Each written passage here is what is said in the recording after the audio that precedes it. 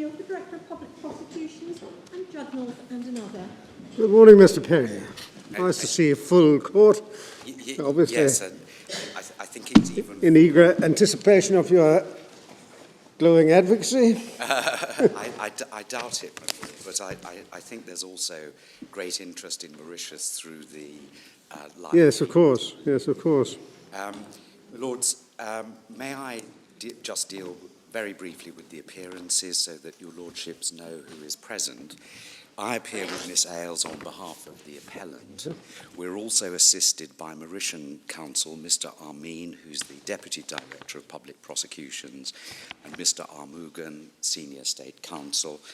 The respondent is represented by Miss Montgomery and Miss Buckley. They are assisted by Mr. Chetty and Mr. Bassett, also of the Mauritian Bar. Good. Well, you're all very welcome. And the co-respondent, the Independent Commission Against Corruption, has provided written submissions to your lordships. Yes. Mr. Denny is present with Mr. Roopchand of the Mauritian Bar. Good. As your lordships are aware, the appeal is concerned with the ingredients of the offence contained in section 13, subsection 2 and subsection 3 of the Mauritian Prevention of Corruption Act.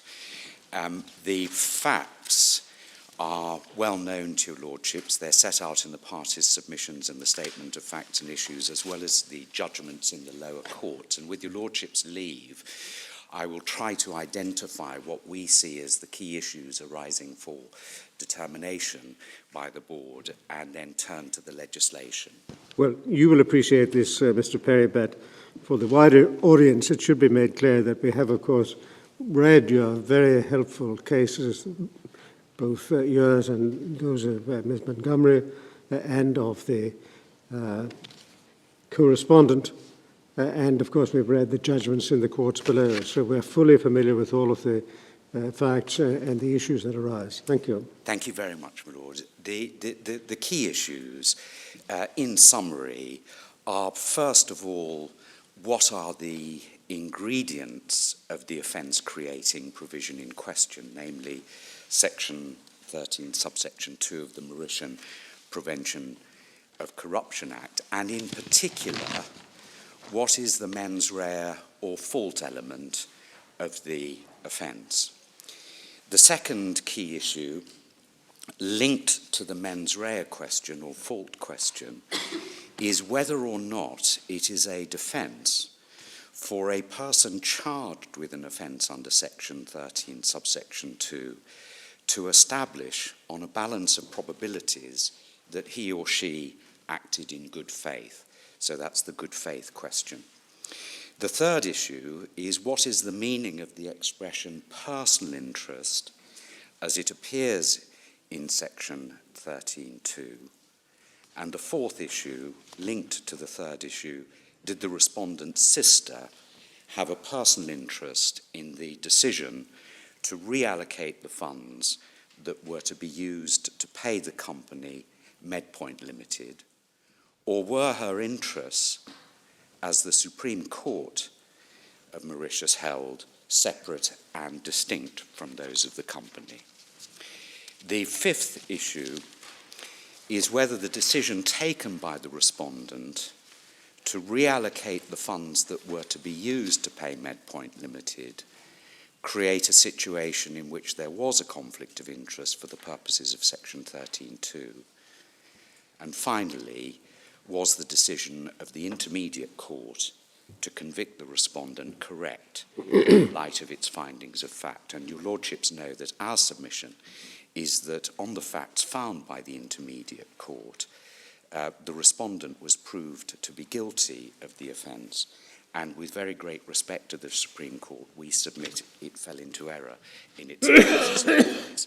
May I then turn to the legislation in question, yes, so that your lordships have the particular provisions in mind? It's in the authorities volume, the electronic record, page 1608, for the Prevention of Corruption Act 2002. And if I may just begin, just to see how the legislation is structured, we see at page 1608, the arrangement of sections behind divider 1. And we see the arrangement of sections where we have in the first part preliminary matters, and in particular the interpretation provision in section 2, to which I'll turn in a moment. And then part 2 contains a series of offences, corruption offences they're described, which are designed to regulate the conduct of public officials in Mauritius and also to regulate the conduct of persons having dealings with public officials. And your lordships can see that section 13 falls within the body of part 2, described as conflict of interest. Part 3 is the commission, the independent commission against corruption. Part 5 is proceedings of the commission. Part 6 as a parliamentary committee. Part 7, restraint and forfeiture. But if I may then turn to the sections, beginning with section 2, which is the dictionary within the Act. And your lordships will see that in section 2, the interpretation section, the first point to note is that it defines an act of corruption. And an act of corruption means an act which constitutes a corruption offence. And your lordships will see, just moving across to the other page, page 1610, there is also a definition of corruption offence, means an offence under part 2 or under such other enactment as the Prime Minister may prescribe. So section 13 is a corruption offence. Then associate, which appears at the bottom of 1609, is a concept which appears in both section 13.1 and section 13.2. And it is designed to identify persons or entities who are in effect associated with a public official by reason of their connection to that public official. And we can see that it's a nominee or an employee. When we see person, it really means public official. In a person who manages the affairs of that person, a firm of which that person or his nominee is a partner or a person. And then most pertinently, D, a company in which that person or his nominee is a director or is in charge or in control of its business or affairs, or in which that person alone or together with his nominee holds a controlling interest or shares amounting to more than 30% of the total issued share capital.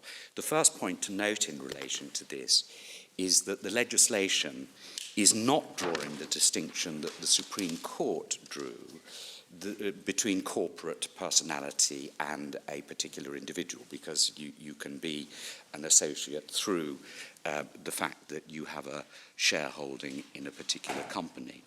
It also deals with the trustee of a trust where, little one, the trust has been created by that person, or the total value of the assets contributed by that person to the trust amount to not less than 20% of the total value. So that's associate. If I may then go on to page 1611 of the electronic record, which is the next page, just to note, without looking at it in any detail, there's a definition of gratification which doesn't directly arise in this case, but it's a concept which runs through the other corruption offences, effectively gift, reward, discount, premiums or advantages. And then more materially, for the purposes of this appeal, we have at 1612 a public body, and this is effectively the executive, a ministry or government department, a commission set up under the Constitution or under the authority of any other law, a local authority or a statutory corporation, and includes a government company. Then there is the definition of public official, which now draws in not only members of the government, but also of the legislature and also the judiciary. Public official means a minister, a member of the National Assembly, public officer, etc., etc., and B, judge, arbitrator, assessor, or member of a jury. For the purposes of this case, we're concerned with a minister. And then relative, your lordships will see that relative in relation to a person, relative is a provision, is a concept that appears in both 13.1 and 13.2. And in relation to a person, it means a spouse or conjugal partner of that person, a brother or sister of that person, a brother or sister of the spouse of that person, or any lineal ascendant or descendant of that person. In this case, we're concerned with a sister of the public official. We then see that, just so that your lordships see, Section 3 deals with the application of the Act. It has a very broad reach. It applies to acts or omissions constituting the offence in Mauritius or outside Mauritius. And it's also an offence if it's done by that person for him or by that person. So it's intended to have a broad reach, no doubt, because of the concern that we will see that underlay the enactment of this legislation by the select committee that looked at corruption in Mauritius.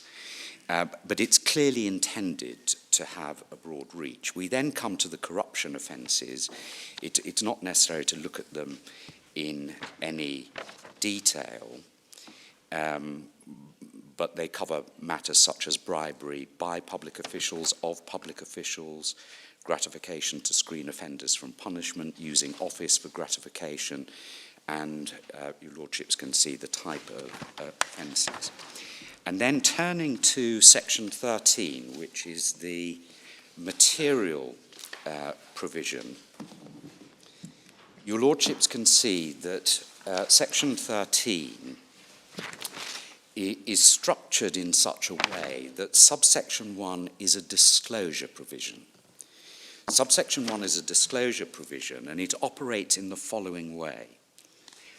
Where a public body, which is defined in Section 2, which of course includes the ministry, in which a public official, as defined in Section 2, which includes a minister, a public body in which a public official is a member, director, or employee, proposes to deal with a company. So the public body is proposing to deal with a company, partnership, or other undertaking in which that public official, or a relative as defined in Section 2, or an associate, so it could be a company, as defined in Section 2, of his, has a direct or indirect interest. Your lordships will see that the direct or indirect interest in Section 13.1 is a direct or indirect interest in the company with which the public body proposes to deal. And then there is the second limb of the provision. That public official and or his relative or associate hold more than 10% of the total issued share capital or of the total equity participation in such company, partnership, or other undertaking. So it's where, in relation to the company that the public body proposes to deal with, the public official, his relative or associate, has a direct or indirect interest in that company, and the direct or indirect interest amounts to more than 10% of the total issued share capital of the company with which the public body proposes to deal. And then we can see the obligation is an obligation to disclose. So it's a transparency provision it's an obligation to disclose forthwith in writing to that public body the nature of such interest. The points to note in relation to section 13.1, if I may just summarise these 5 points. First of all, section 13.1 is inconsistent with any suggestion that a shareholding in a company cannot amount to an interest, because it effectively says as much. Second, section 13.1 reflects the conventional position that a shareholder does have an interest in the commercial dealings of a company in which he has a holding, or she. Third, the point I've already made, the direct or indirect interest is in the corporate entity, partnership, or other undertaking with which the public body is proposing to deal. Fourth, the obligation to disclose applies irrespective of whether the public official is himself proposing to deal. It's the public body that's proposing to deal. And finally, fifth, the purpose of the provision is obvious. It is intended to ensure that interests are disclosed and thus promote public confidence in the integrity of official decision-making, which reflects a broader principle that underpins the legislation, that the government is more likely to be effective if people have confidence in the decision-making of public officials, and that confidence is likely to be undermined if public officials engage in activities infected with the suspicion of corruption. In other words, it's a public confidence provision. May I just make this point in relation to section 13.1, and I'll explain it in more detail when we come to look at the Supreme Court decision. On the Supreme Court's analysis, there is an incoherence between the operation of 13.1 and 13.2, because on the Supreme Court's analysis, there could be instances in which you were required to make a disclosure under 13.1, even though you weren't involved in proposing to deal with the corporate entity, but you could nevertheless go on to be involved in a decision because of the separate nature of shareholder. And so we submit that is a very powerful pointer in relation to the construction of the section.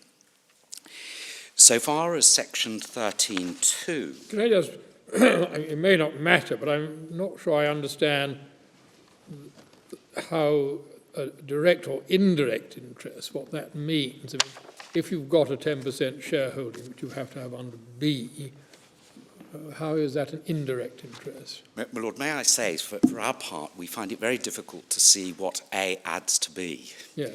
And it looks like A is redundant, because once you're in B, it's obvious that you've satisfied A. What may be the explanation for it is it looks as though this provision is based on not an identical provision, but a provision in Botswana, which the Select Committee looked at, which had A, effectively, not precisely, but not B. But it looks as though when it was enacted by the National Assembly in Mauritius, they thought they'd add B, but it is different. We agree, my Lord, it looks difficult. It shouldn't matter for the purposes of... It doesn't matter. It doesn't matter for the purposes of our argument. The important point for the purposes of our argument is that these provisions should operate together, coherently, and we can see how subsection 2 is designed to operate by looking at the words of the section, subsection. Subsection 2 applies where a public official is defined, or a relative as defined, or an associate as defined of his, has a personal interest in a decision. So here, in contrast to section 13.1, which is talking about a direct or indirect interest in an entity, here we are talking about a personal interest in a decision. And the personal interest in a decision is a personal interest in a decision which a public body is defined is to take. And then it says that public official shall not vote or take part in any proceedings of that public body relating to such decision. So the prohibition here is not on taking the decision, although that's included. It's much broader, because the public official is excluded from voting or taking part in any proceedings relating to such decision. And the use of the expression relating to such decision, we say, is significant, because relating to is making it clear that it's anything that relates to that decision. We submit the statutory purpose is obvious, because a decision cannot be infected by the involvement of a public official at any stage of the proceedings because of the public perception that that would create. So section 13.2 prohibits the public official, and in other words, it is a preventive provision. Section 13.1 is a disclosure provision. Section 13.2 is a preventive provision. It is preventive in nature, and it lays down a total prohibition. Or, it might be said, an absolute prohibition. That is the language used by the Intermediate Court, which the Supreme Court interpreted as meaning it was an absolute offence. We'll look at what the Intermediate Court said, but we submit that if you simply replace the word absolute with total prohibition, the sense is clear: you shall not vote or take part in any proceedings. The other point to note... There are two different concepts, aren't there? They're two entirely different concepts. And I mean, Yes. So I take it that you accept that the Intermediate Court was wrong to describe it as an absolute offence.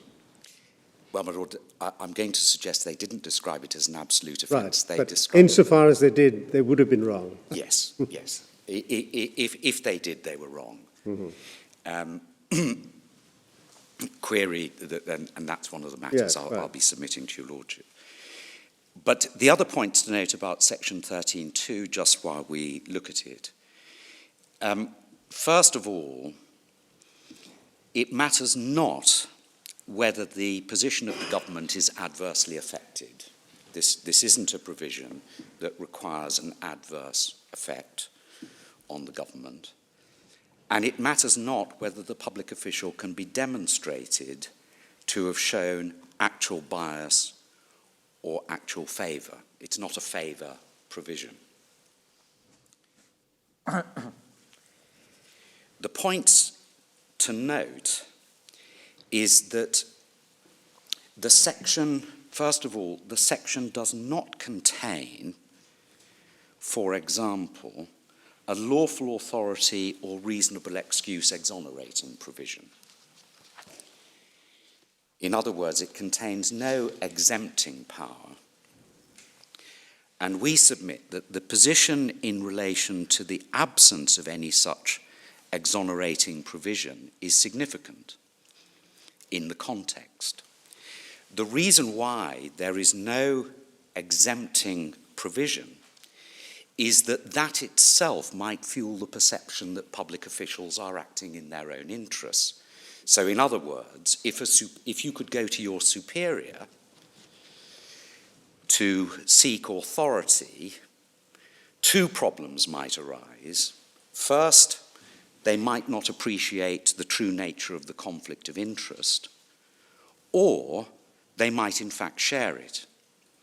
Thus, the section, by preventing any exemption, seeks to avoid two potential problems: mistake on the one hand, connivance on the other. And this is particularly relevant in a small island community such as Mauritius, a community which, as the Select Committee noted, is a community which believes that corruption pervades all spheres of public life. Subsection 3 is the contravention of one or two shall commit an offence, and the maximum penalty is 10 years. The statutory purpose, if I may just say something in relation to that, and without turning it up for your lordships, but just to give your lordships the reference, the Intermediate Court, in its judgment dated the 30th of June 2015, we submit correctly identified the statutory purpose. And if I may just, I'll look at it later, but it's for your lordships' note, it's volume 2 of the record, the electronic page 593. And the Intermediate Court said the reason for such an absolute prohibition, they were talking about the prohibition on taking part in any proceedings, is to preserve the integrity of the decision-making process so that there may not be any perception of bias in the mind of a fair-minded and informed observer. That, with respect, is addressing the commonly encountered situation in corruption cases where a public official makes a decision that is objectively justified and probably right in all the circumstances, but where the public official's connection to an individual entity casts suspicion over his or her motives.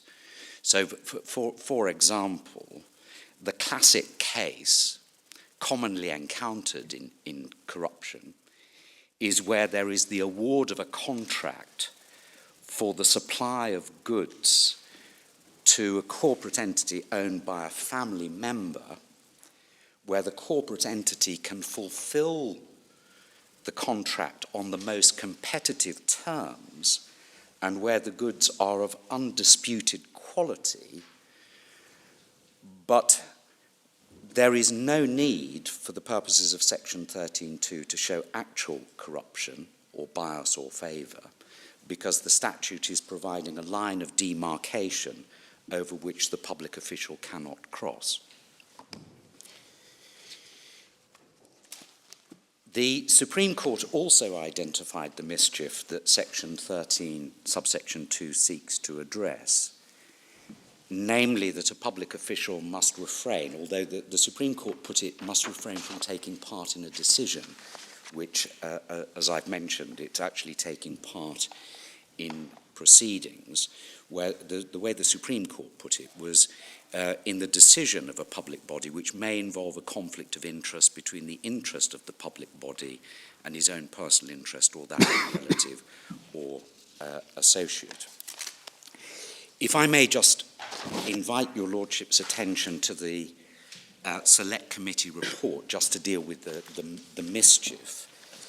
I ought to make and the Select Committee report, which was laid before the National Assembly in 2001, is in the second volume of Authorities at Divider 20 and is at electronic page 2081. And I ought just to make these observations. First of all, there was no draft bill attached to the Select Committee's report. And the purpose of referring to the Select Committee report is merely to deal with the mischief identified by the Select Committee And if I may just invite your Lordship's attention to 2082, first of all, in the introductory paragraph, where the observation is made, which is a notorious fact, in the third line up from the bottom of the first paragraph, where it's referring to corruption. Few crimes are as hard to prove. That is because of it's very often difficult to identify the nature of the relationship, and of course because it's taking place in secret. And the position, so far as the general perception in Mauritius is concerned, is at 2089. The general perception that corruption is gradually pervading all spheres of activities, and it deals with the nature of the activities, such as the award of tenders for public or parapublic work, state lands, the grant of licenses, and the accusations made of decisions being made because of political connections, which the Select Committee noted was extremely dangerous. And the position in relation to the present the legislation which was then in force, which dated back to the 19th century, it's not necessary to look at this in detail, but for your Lordship's note, the references to the legislative framework are at 2094 and 2095. The provision from Botswana, this is just for your Lordship's information rather than to make any particular point, but it's really just picking up the point made by my Lord Carnwath on the structure of 13.1. Your Lordships will see at 2096 the particular provision where there is a direct or indirect interest in any company or undertaking with which a public body proposes to deal. And so that's the provision. So far as the ingredients of the offence are concerned,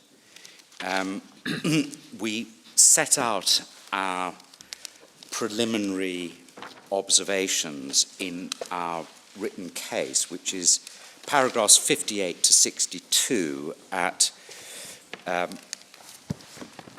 pages 1541 to 1542. Unfortunately, the heading appears to have disappeared from the bound version, but before paragraph 58, the original version had issue 1, mens rea, fault element of the offence.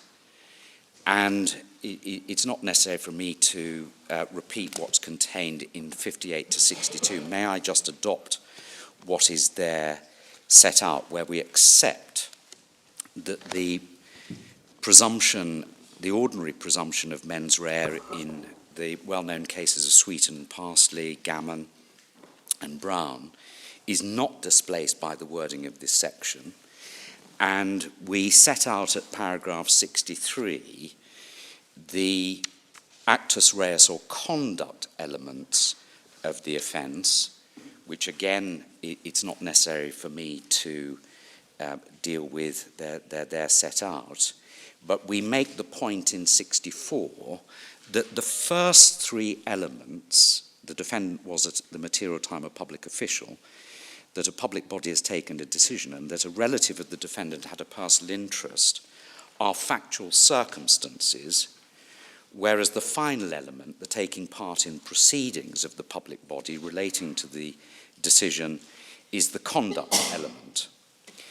And the associated mens rea, or fault, on ordinary principles is either intention or recklessness. And we set out, therefore, what the ingredients of the offence would be on the facts of the current case, knew he was a public official, knew the public body was taking the relevant decision, knowledge or reckless as to the existence of facts giving rise to his sister's personal interest in the decision, and intentionally or recklessly carrying out the act which amounted to participation. An important point, just in passing, is that so far as the ingredients and their proof is concerned, the distinction needs to be borne in mind between an error of fact or an error of law. We make the point at paragraph 65, if someone in the position of the respondent had honestly believed his relative had died, that would be an error of fact. The relative wasn't in fact dead, but it would be an exonerating state of mind. I didn't believe my relative could have any possible interest.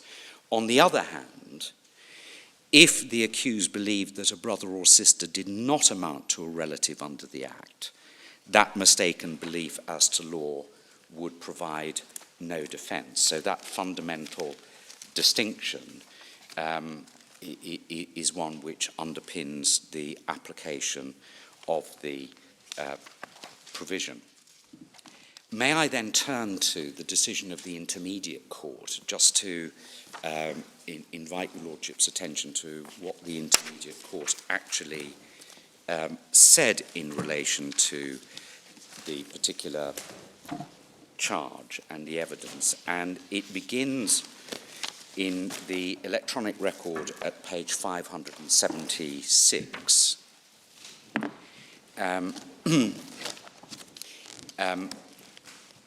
The court began by referring to the information, which for your Lordship's note is in volume 1 at page 9.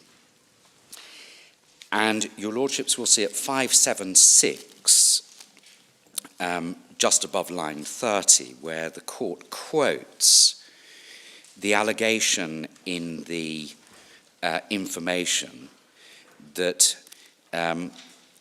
the approval was the approval in relation to the reallocation of funds amounting to 144 million rupees odd to pay Medpoint, in which the accused sister had an interest.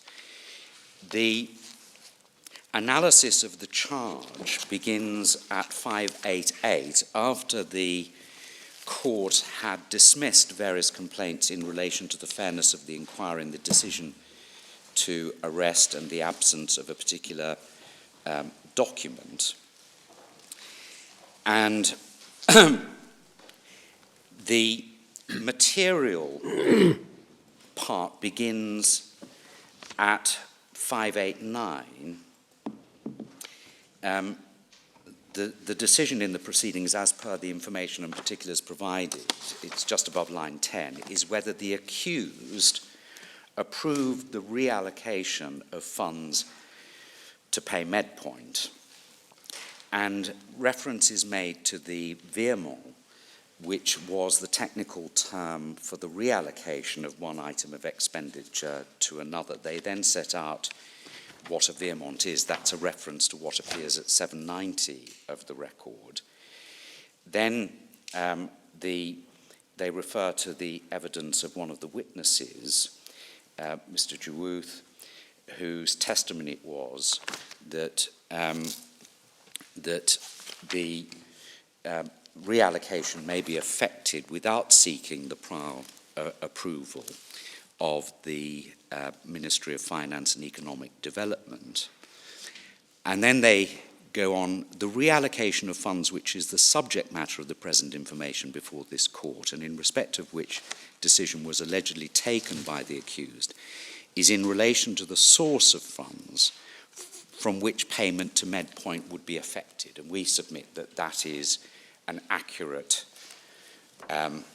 statement of the reallocation decision. And they refer to evidence given by Mr. Jugnauth and other witnesses in the course of the evidence, and they analyse what the substance of the evidence was,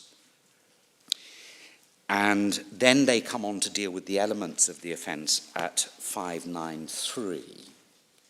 And if I may just pick up the court's reasoning there. The real issue is therefore whether the accused, whilst being a public official, took part in a decision of the ministry approving the reallocation of funds to pay Medpoint, as explained above, in which company his sister had a personal interest. Then they set up 13.2. And then this is the first reference to absolute. Our first observation in respect of the present offence, as provided by law, is that by using the word shall not, the legislature has in its wisdom imposed an absolute prohibition on the public official to either vote or take part.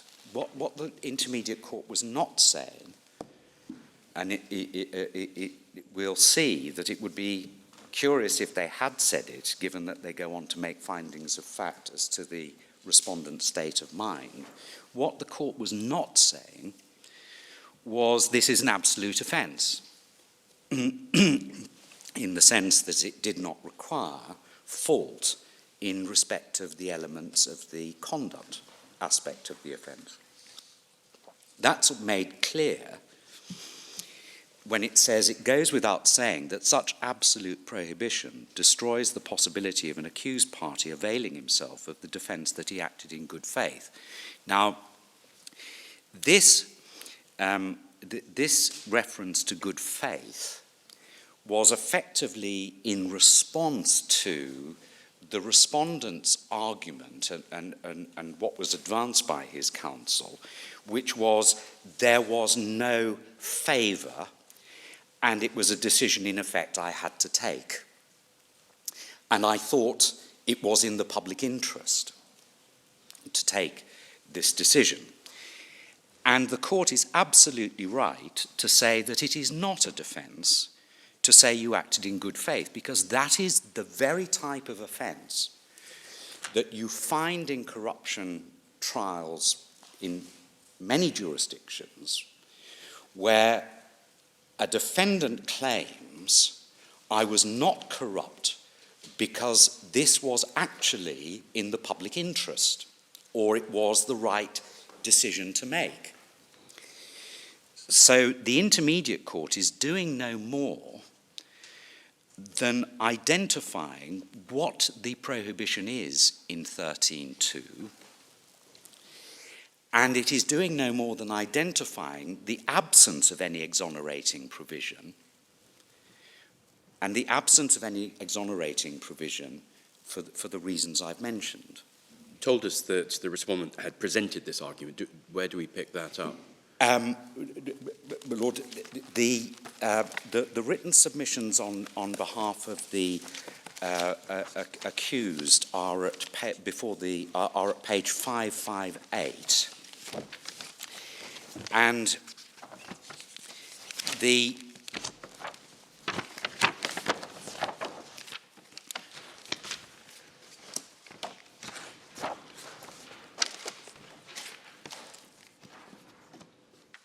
it's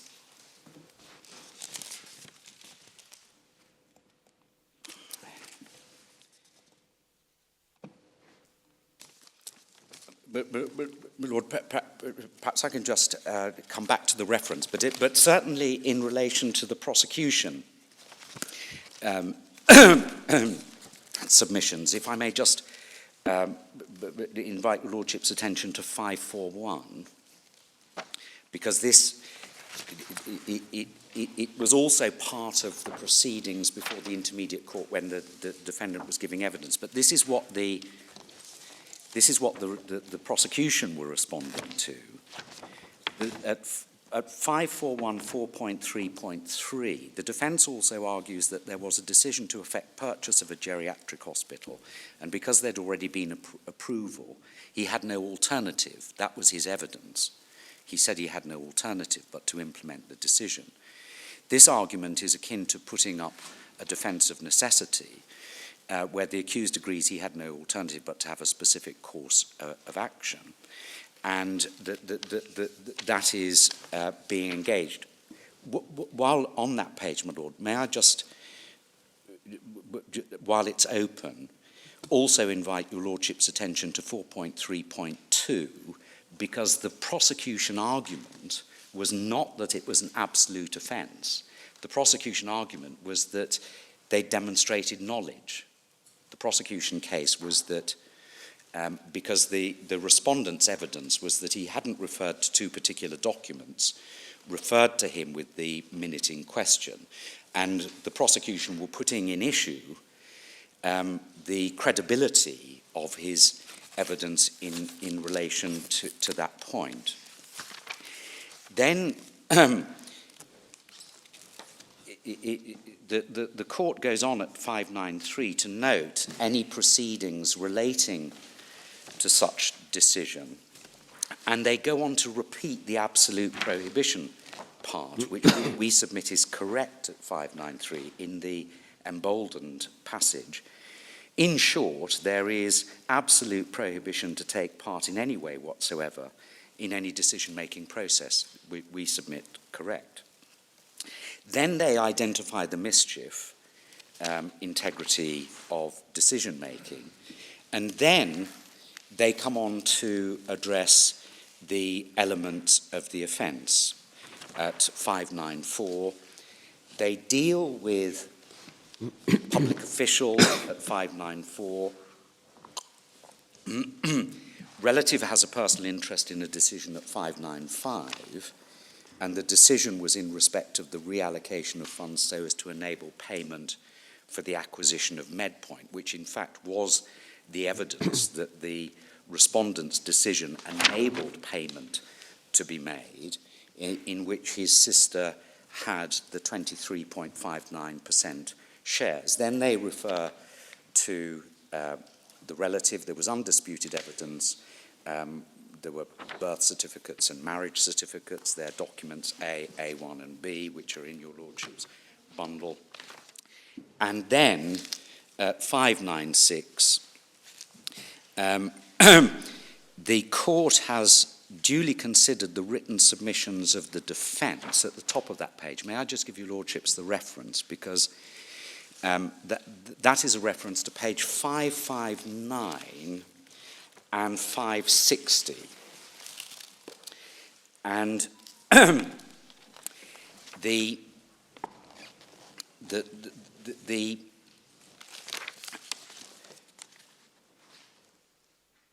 on the question of whether his sister had a personal interest in the decision in the proceedings. And the court then says, first and foremost, the court would like to emphasise that the present offence is not solely committed where an accused actually takes a decision in favour of his relative, which is correct. Where are you reading? I'm sorry, I'm so sorry, my lord. It's 596, about line 5 and 6, which is an accurate statement of the law. The offence is committed merely by taking part in any proceedings which lead to a decision in which the relative has a personal interest. The offence is committed, in fact, when the accused places himself in a situation of conflict of interest. Of course, the section doesn't use the words conflict of interest. That's the marginal note. But clearly, if you are taking part in proceedings in which a relative, associate, or yourself has a personal interest, then that is a classic conflict of interest situation. Then the court addresses the corporate identity point. The court is fully aware that the decision is in relation to of a company, and that Section 13.2 has not specified company, but rather whether public official, an associate, or relative. And they then deal with it on the basis that the accused sister held shares. She was a relative, and then at the bottom of 596, it is undisputed that the decision was in respect of Medpoint.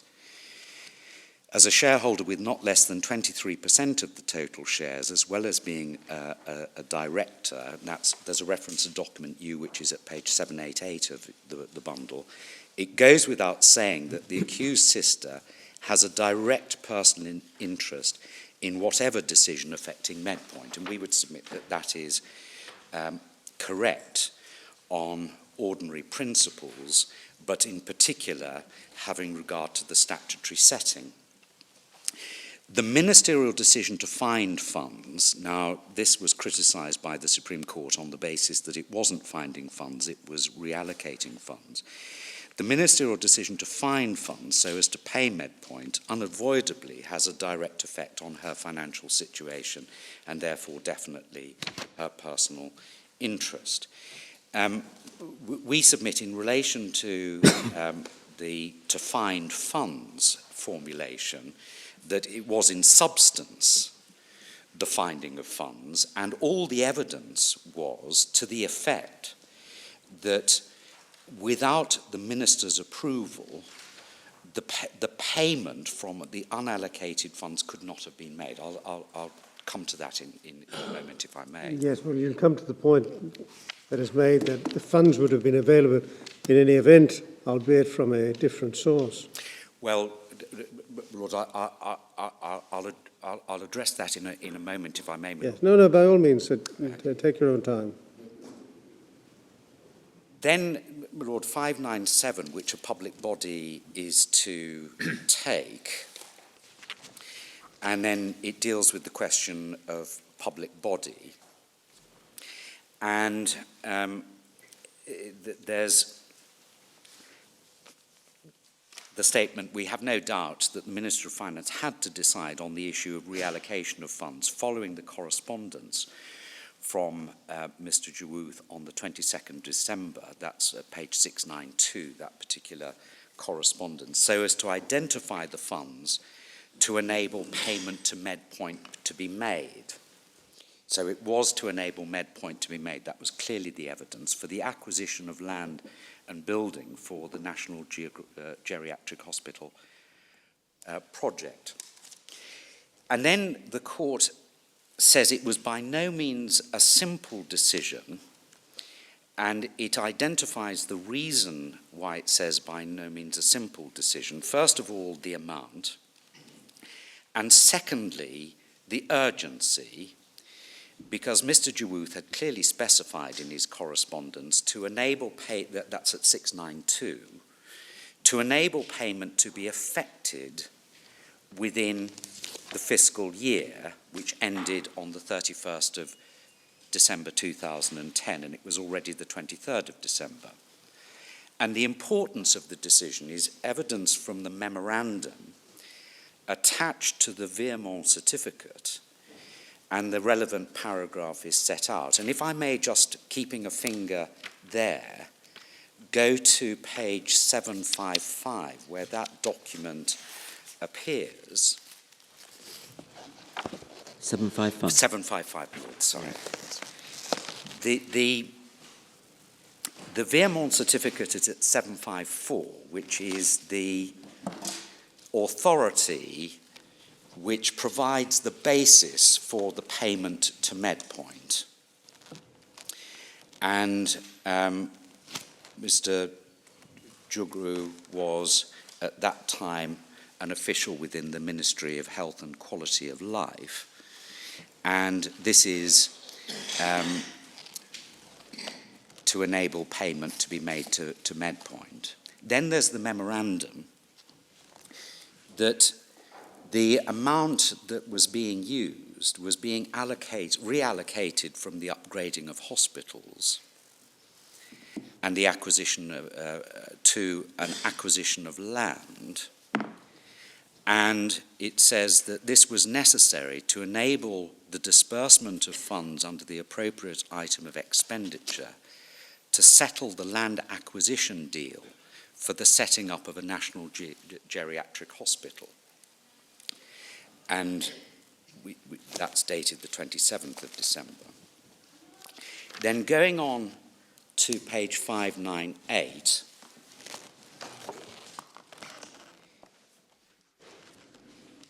at the top of the page, it's clear that had no source of funds been identified urgently, the government would not have been able to pay MedPoint within the fiscal year 2010, hence the importance of this decision. May I just pause there? It's noteworthy that the Intermediate Court gives no reference to the evidence when it makes this point.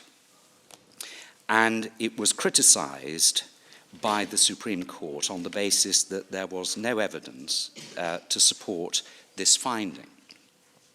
However, there was evidence, and it may be that it's because it came from various sources, that the Intermediate Court did not make express reference to it. But the evidence was, if I may just summarise it, I'm going to give your Lordships the references so that your Lordships can look at it in due course, but if I may just summarise it.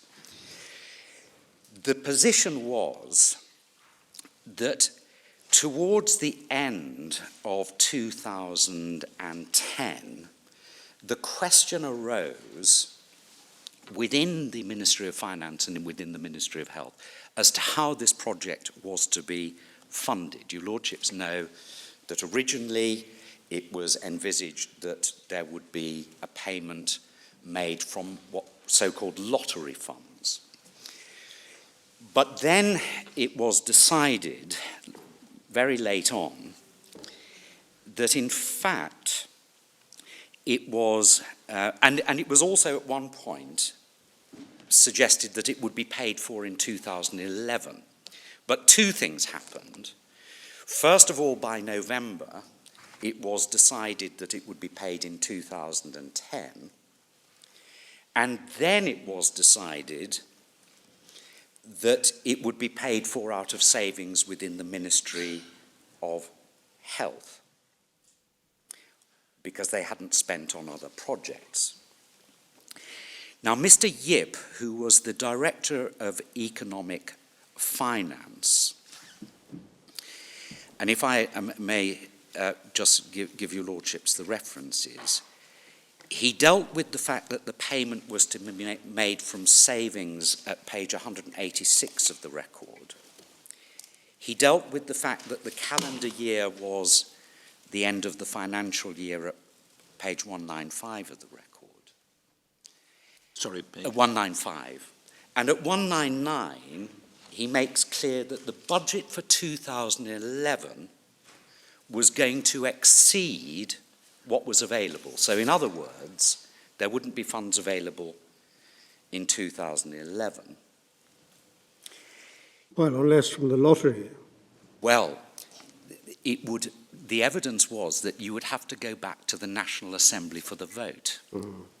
But my Lord, the point I'm going to make to your Lordships is there was an evidential foundation for what the Intermediate Court is saying here, and because it goes further than what I've said, and I'll also make a point in relation to the case put by the respondent. Now, what Mr. Yip said, record page 234, was that they needed to close the accounts by the 31st of December, and a decision had to be taken to get the funds.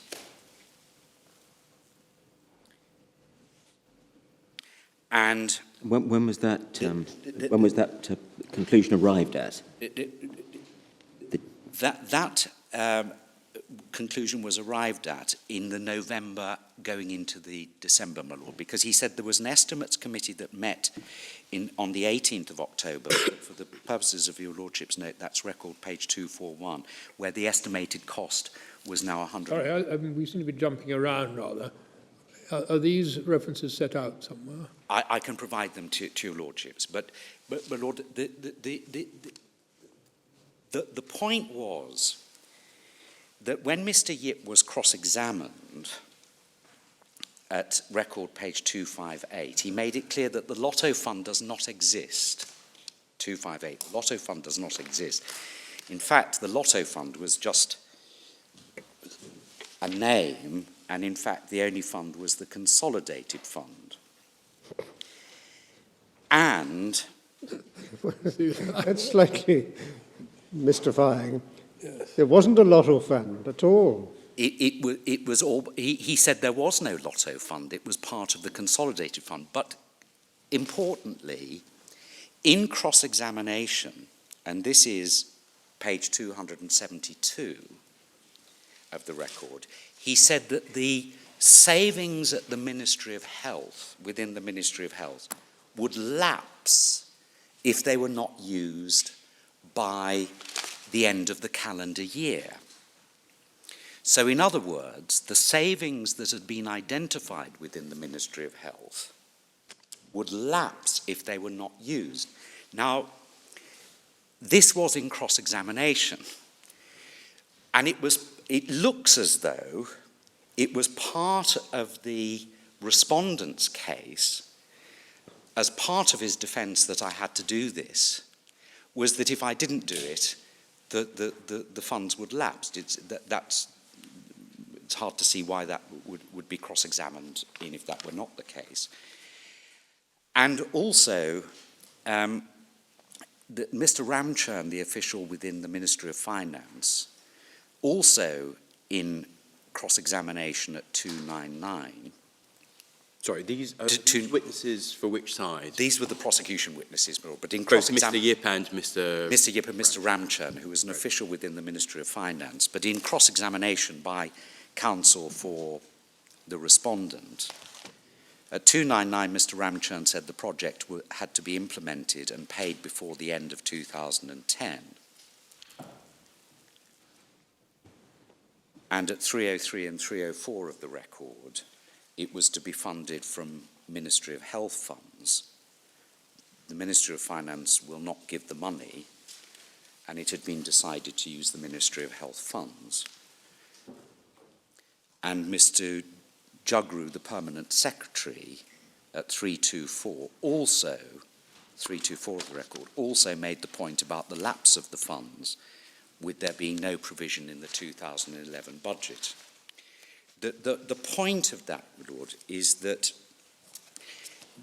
there was evidence before the Intermediate Court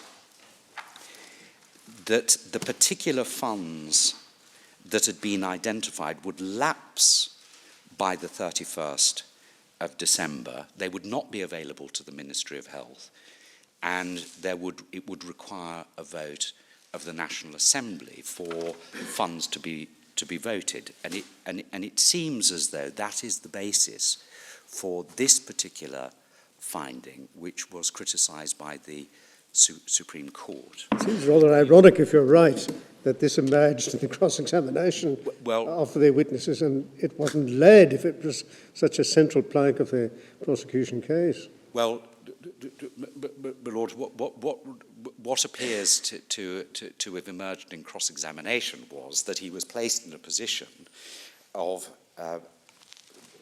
being required to make it. But whether it emerges in cross-examination or not, it is... No, I'm not saying that technically you can't rely upon it, but I merely observe that it's somewhat ironic. Mr. Perry, you say that the vote of the National Assembly would be required. Was that a vote which would be required for it to come out of the Ministry of Health funds? Out of the Ministry of Health budget, yes. But it would not be required if it were to come out of the Lotto Fund, if that existed? If it existed, and if there'd been a decision. But the decision that was taken was that it was to be funded by the savings, because that was where the government had its money.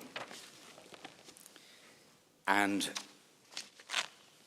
the point I'm making is that there was some evidence in relation to the lapsing of these funds, and for the Supreme Court to have said there was absolutely no evidence in relation to the urgency to pay MedPoint, I would submit that was too austere a view on the part of the Supreme Court, because there was evidence on the face of the record that supported the fact that if these funds were not used, they would lapse by the year end. The lapsing would be the lapsing of the Ministry of Health funds. I accept that. And the original intention had been that it shouldn't come from that source anyway. But then it had been decided, and the substance of the evidence was that once it was decided the Ministry of Finance was not going to finance it, that it was to come from the Ministry of Health's savings. And that is why when the Veerman is signed off, it's stated that it's necessary to enable payment to be made. Thank you. Then the court deals with public official takes part in any proceedings of that public body. I'm so sorry, Mr. Perry, just before we move on to that, was there any evidence that the respondent was aware of the critical nature of the timing? No, not expressly. Yes, thank you. So far as the public official takes part in any proceedings of that public body relating to such a decision, the decision is to be found in the particular minutes. Your Lordships, just for your Lordships' note, the minute is at 686, and the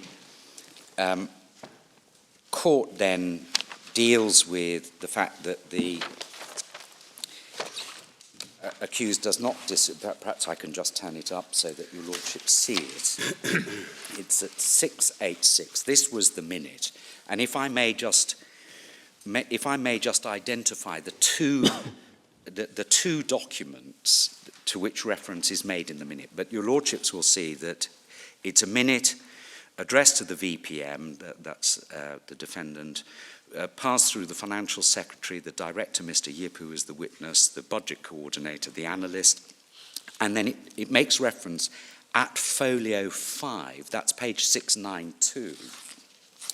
And if your Lordships just keep a finger there and go to 692, this is the document attached to the minute, dated the 22nd of December. And your Lordships will see that there is express reference to Medpoint Hospital, because one of the points being made by the respondent was that he hadn't seen this minute, and the minute at 686 didn't refer to Medpoint. But at folio 5, which is at 692, the Ministry is requesting that funds for the amount be made available by way of a departmental warrant from proceeds of the lottery fund to finance the acquisition. And then 2, according to the Ministry of Health, the Central Procurement Board has approved the award for tender for the sum of etc. And then there's reference to Annex 5A, which is 693. And 693, which is the Central Procurement Board letter dated the 14th of December, also makes express reference to the National Geriatric Hospital and Medpoint. And then the project was initially earmarked to be funded under expenditure item, and there's the reference, National Lottery. Then 4, the project is purely of a capital nature. Savings of 200 million is available under capital projects of the Ministry. It's therefore proposed that Ministry of Health be requested to reallocate the funds from identified saving. Subject to your agreement, the Ministry of Health will be informed accordingly. And then it wasn't disputed that the respondent signed approved on that document. And if the original decision was that it was going to come from the National Lottery funds, and then it was discovered that there were savings available in the Ministry, which on one view would have been more appropriate to fund it, where can we find the conclusion that the decision to access the alternative funds rendered nugatory the earlier decision that the lottery should fund it? Well, my Lord, first of all, I've made reference to the evidence, but my Lord, I would also invite your Lordship's attention to the structure of 13.2, which is taking part in proceedings relating to a decision. And one of the in effect, anything to do with MedPoint was off limits for anyone who had a relative or an associate who had a personal interest in that company. Now, when we come to look at the Supreme Court decision, we will see that one of the points made by the Supreme Court in one of the points which was rejected as a ground of appeal, namely it was a merely administrative act. Curiously, when you look at the end of the decision, the Supreme Court said, no, it wasn't an administrative act because you've got to look at the substance. And the substance was, it had the consequence of enabling payment to be made to MedPoint, and if payment was made to MedPoint, he's taking part in proceedings which enable that payment to be made. So in other words, you say it doesn't matter, Doesn't matter. whether Doesn't the matter. national lottery funds are still available. It doesn't matter, my Lord. In fact, it may be that there's a certain that in fact there wasn't a concentration on the distinction in 13.2 between decision and take part in proceedings. I mean, the information does refer to the reallocation funds to pay, but it doesn't matter. And you can't avoid, a public official cannot avoid liability by saying, well, yes, I took part in the proceedings, but my involvement was minor. What are the people to think, and what is the purpose of this provision?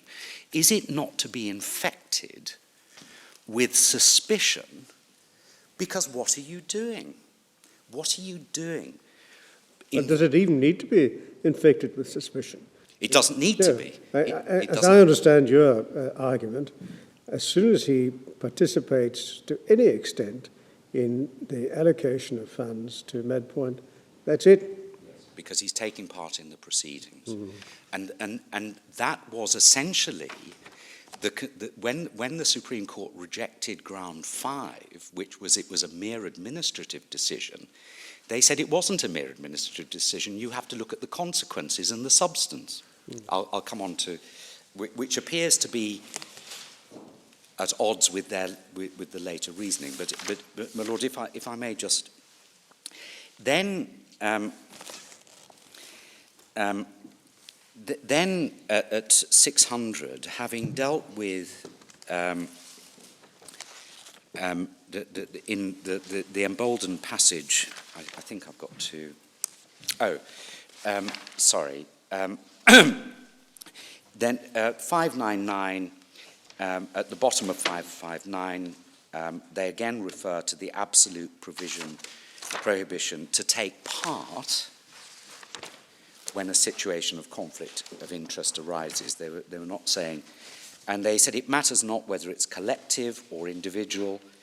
The prohibition is in respect of all types of taking part, whether major or minor. I respectfully submit that that is correct, which leads to a decision.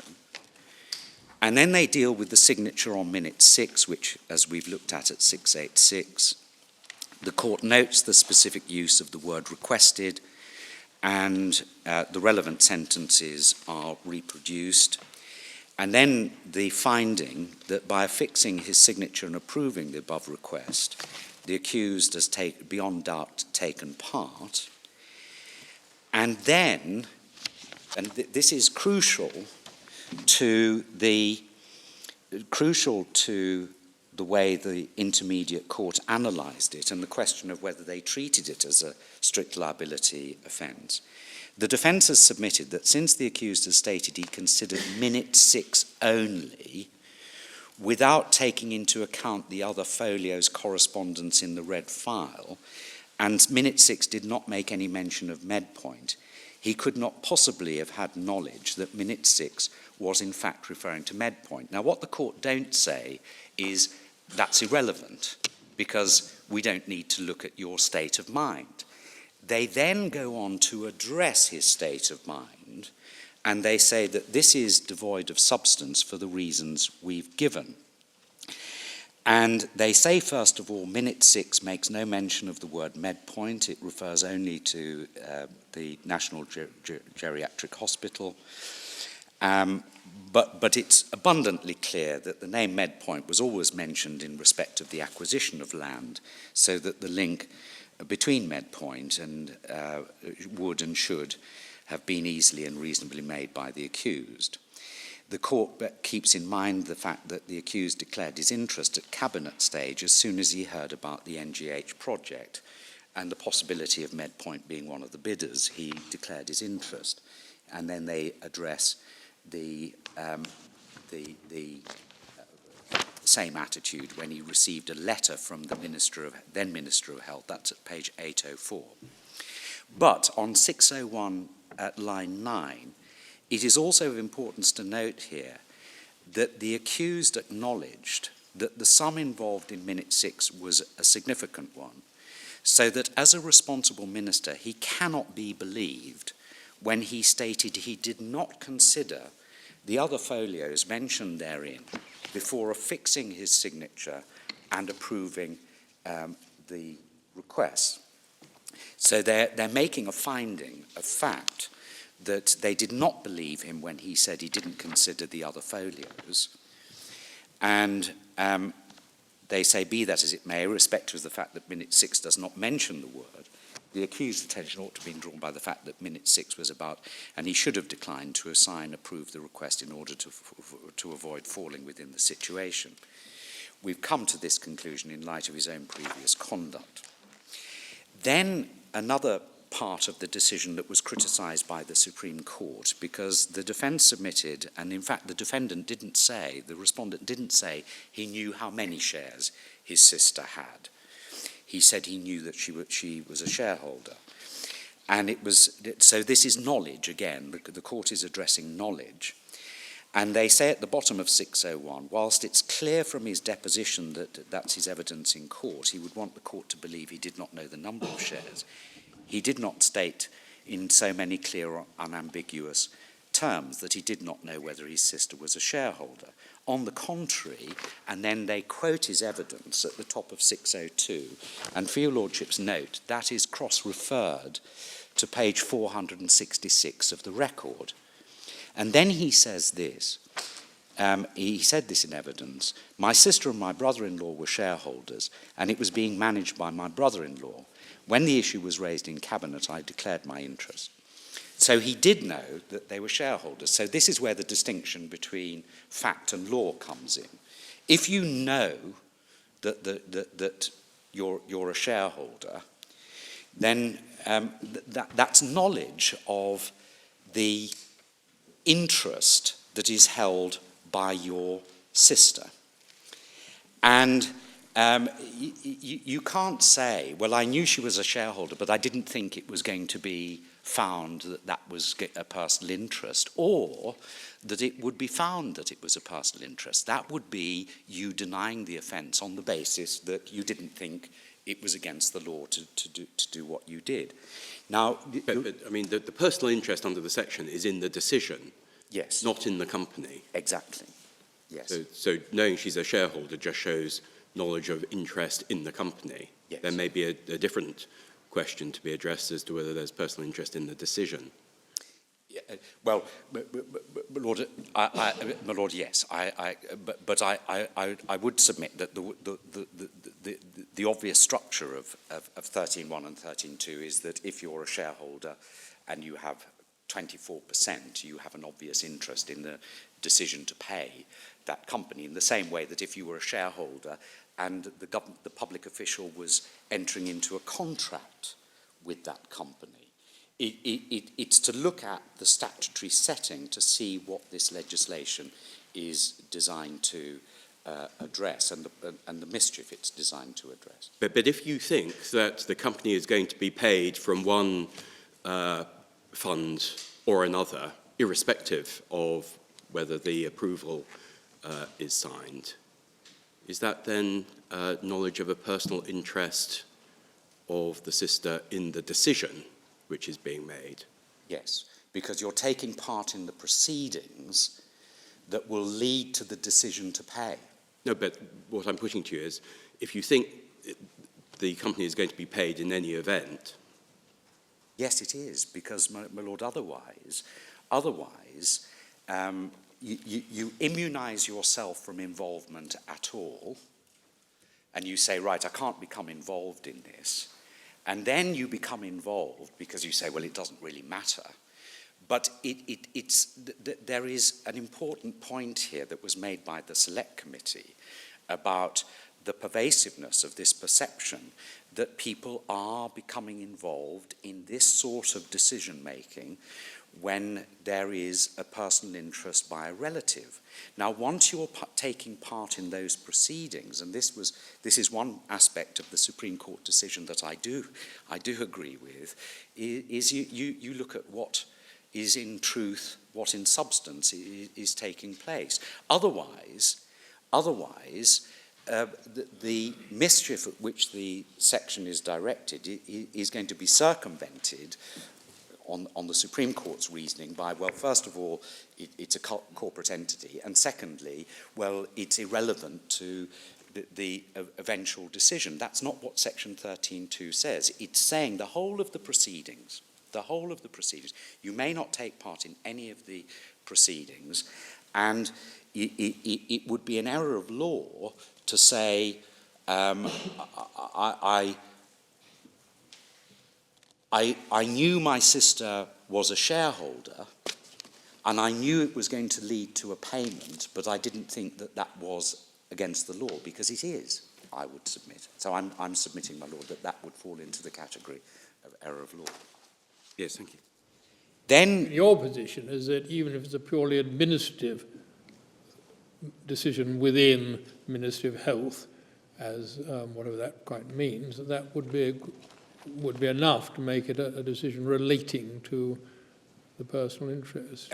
Exactly, my Lord. The personal interest is in the decision to allocate, well, to choose that midpoint.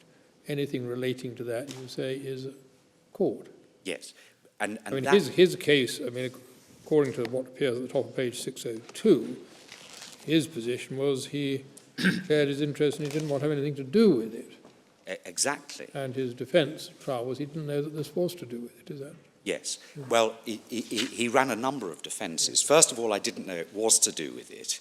If you find I did know that it was to do with it, I had no choice but to approve, because I was the only minister in the country, or I was in the country at the time, and I had to take the decision.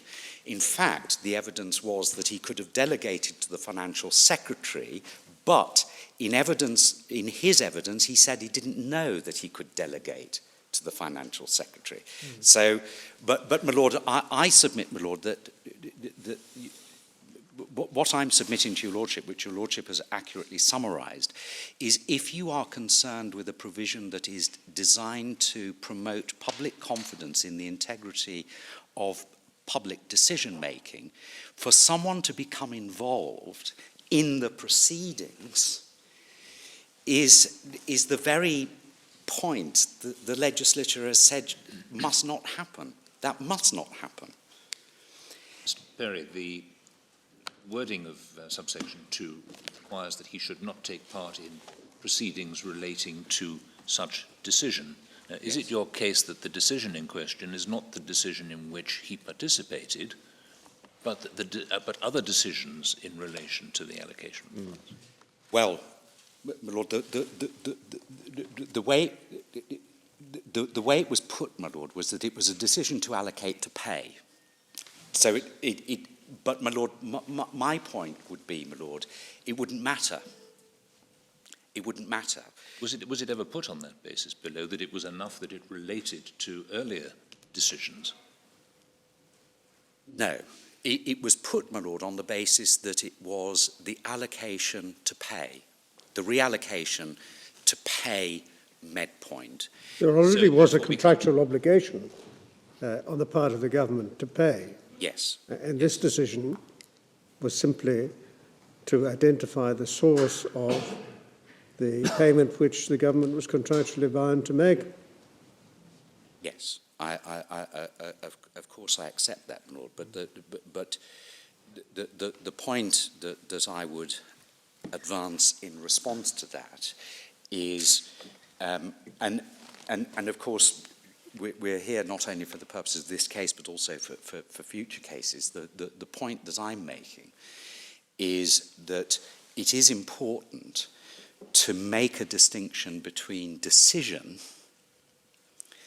and proceedings, because this isn't a provision that simply says you may not make a decision. It says you may not take part in proceedings. And the way it was put in the information was that it was a reallocation to pay, so you could analyse it on the basis that because it was the decision to pay, he was involving himself in the decision to pay, but it was put on the basis of reallocation. Perry, I understand entirely the distinction you draw between proceedings and the decision. My immediate concern is to identify the decision which is said to be the relevant decision, because that in turn will govern the question as to whether the sister had an interest in that decision or not. Now, I had understood until a few moments ago that the way in which the case was put below and here was that the sister had an interest in the decision to approve the reallocation. Yes. But the way in which you expressed it in answer to my Lord a moment ago was a very different case, I think. Well, my Lord, my Lord, the easiest thing to do is look at how the ICAC put it in when they were requested for particulars, which is at page 766 of the record. 766 of the record.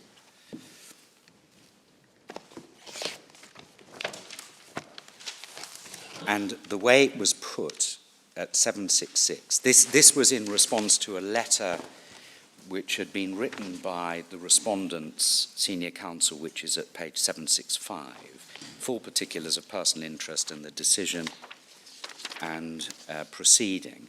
And your lordships will see that the personal interest was of the sister, a shareholder in Medpoint. She had such interest because the reallocation of funds culminated in payment being effected to Medpoint for the acquisition of properties.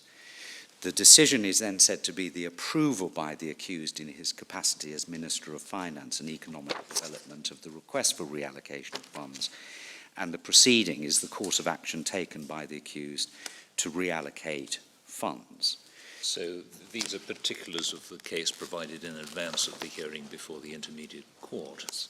Yes. So it's not necessary, therefore, for us to consider whether the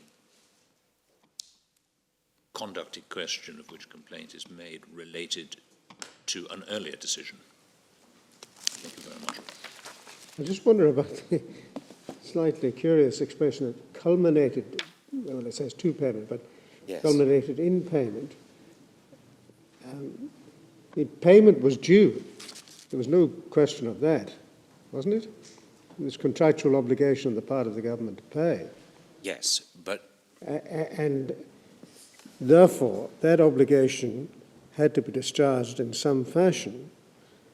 It doesn't really rest easily with the expression culminated in payment. The payment was going to have to be made from whatever source. As it happened, the particular vehicle, as a result of the respondent's participation, identified it from a particular source, but the payment was an existing obligation. So there wasn't, well, I'm not quite sure what is connoted by culminated in payment in any event. Well, Lord, one of the reasons given by the Supreme Court for giving the appellant leave to appeal was so that the position could be clarified for future cases. My submission to your lordships is twofold. First of all, on the construction provision, it is important to distinguish between the decision and taking part in proceedings relating to the relevant decision. on the facts of this case, But the decision is the decision to pay MedPoint. That's the decision, is it? it was to reallocate the funds that led All right, it's to, the decision. that First of led all, to- we've got the decision to pay them, then we've got the decision to reallocate. And you said participating in proceedings which were associated with the latter decision is sufficient. Yes, because otherwise the purpose of the legislation will be circumvented, because public officials will say, or public officials may say, well, it had all been decided by the time I got involved. But the point of this provision is to enhance public confidence in decision-making by ensuring that public officials are not involved in this type of decision-making. Then, But if the decision actually taken had no causative effect from the point of view of the sister, why should that be prohibited by the legislation? because of the mischief, my Lord. Because the problem is, as the Select Committee made clear, you may be raising suspicions about why decisions have been taken, and given the problem of proving actual corruption, the decision was taken to enact what bears the marginal note of a conflict of interest provision to make sure that public officials could not be involved in any proceedings relating to a decision in which someone has a personal interest. Now, it may be that it would have been better in this case for it to be said, well, actually, it's proceedings in relation to the decision to pay. And it may be that the ICAC took too narrow a view of the way the section operated. That may be for your lordships in the future, but what I would say is, in substance, it makes no difference. Because once you're involved in those proceedings where someone gets a benefit at the end, the purpose of the legislation is engaged. And it's no answer, as it appeared to be, for the respondent in this case to say, well, it was all decided. There can't be any suspicion on my part, because obviously it then creates the very problem that the legislation is designed to avoid, the controversial question of, well, why did you get involved at all? Why did you get involved at all in a decision which is benefiting your sister? But is it benefiting the sister? Well, it could, because from the point of view of the sister, if you're just focusing on the allocation of funds decision, which according to the particulars is the decision that we focus on, if from the point of view of the sister, she thinks the company has a contractual right to this payment, she thinks that the government's going to be good for the money out of one pocket or the other, might it not be said that actually she has no interest in the particular decision because she's confident she's going to be paid in any event? Well, your lordships know what my submission is in relation to that you look at you look at the substance of the decision, which is to permit it's effectively to open the gates for the payment to be made. And but I think, with respect, that's what yes. we're testing at the moment. Is it opening the gates in any relevant sense if she thinks that the money is going to come through other gates? And what really concerns her, let's suppose, is that the company is paid the money, and she thinks that's going to come one way or another. Well, Lord, my position on that is that I seek to support the reasoning of the Intermediate Court on the size, urgency, and the necessity for the approval for the payment to be made. So that Right, but you've already told us that there was no evidence that the respondent was aware of those things. That's why I asked you the question before. Yes. Was there any evidence that the respondent was aware of the critical nature of the timing issue? And you said no, there wasn't. No, there wasn't express evidence on that he had knowledge of the lapsing of the fund. Certainly, I think there was evidence that he had knowledge of the end-of-year budget. the 31st of December date. And you said it's very unsatisfactory by trying to sort of find some facts at this level on this, but I thought you said his case was that he had to sign it because he's the only minister in the jurisdiction. Yes. But that didn't mean that he was aware of the timing problem. I don't think there was any focus on the lapsing of the funds in his case. There was only one fund that was going to lapse anyway. That was the old. It was the Ministry of Health. Then there is a reference at 602 in the middle of the page. Unfortunately, accuse reckless attitude when the decision to reallocate funds so as to enable payment to MedPoint, in which company's sister has a personal interest, led to the commission of the present offence. And the Supreme Court expressed itself to be confused by the reference to reckless attitude. It appears that what the intermediate court was, well, first of all, the first point is it's making reference to an ordinary concept of the criminal law. And the reckless attitude is reference to the knowledge that his sister was a shareholder, because, of course, he didn't say how much what the shareholding was. Well, of course, in his case, that doesn't matter, because his case, as I understand it, is she has to have a personal interest in the decision as to where the funds should come from. It's not enough simply to say that she has a personal interest in the company. The company has an enforceable contractual right to receive the payment.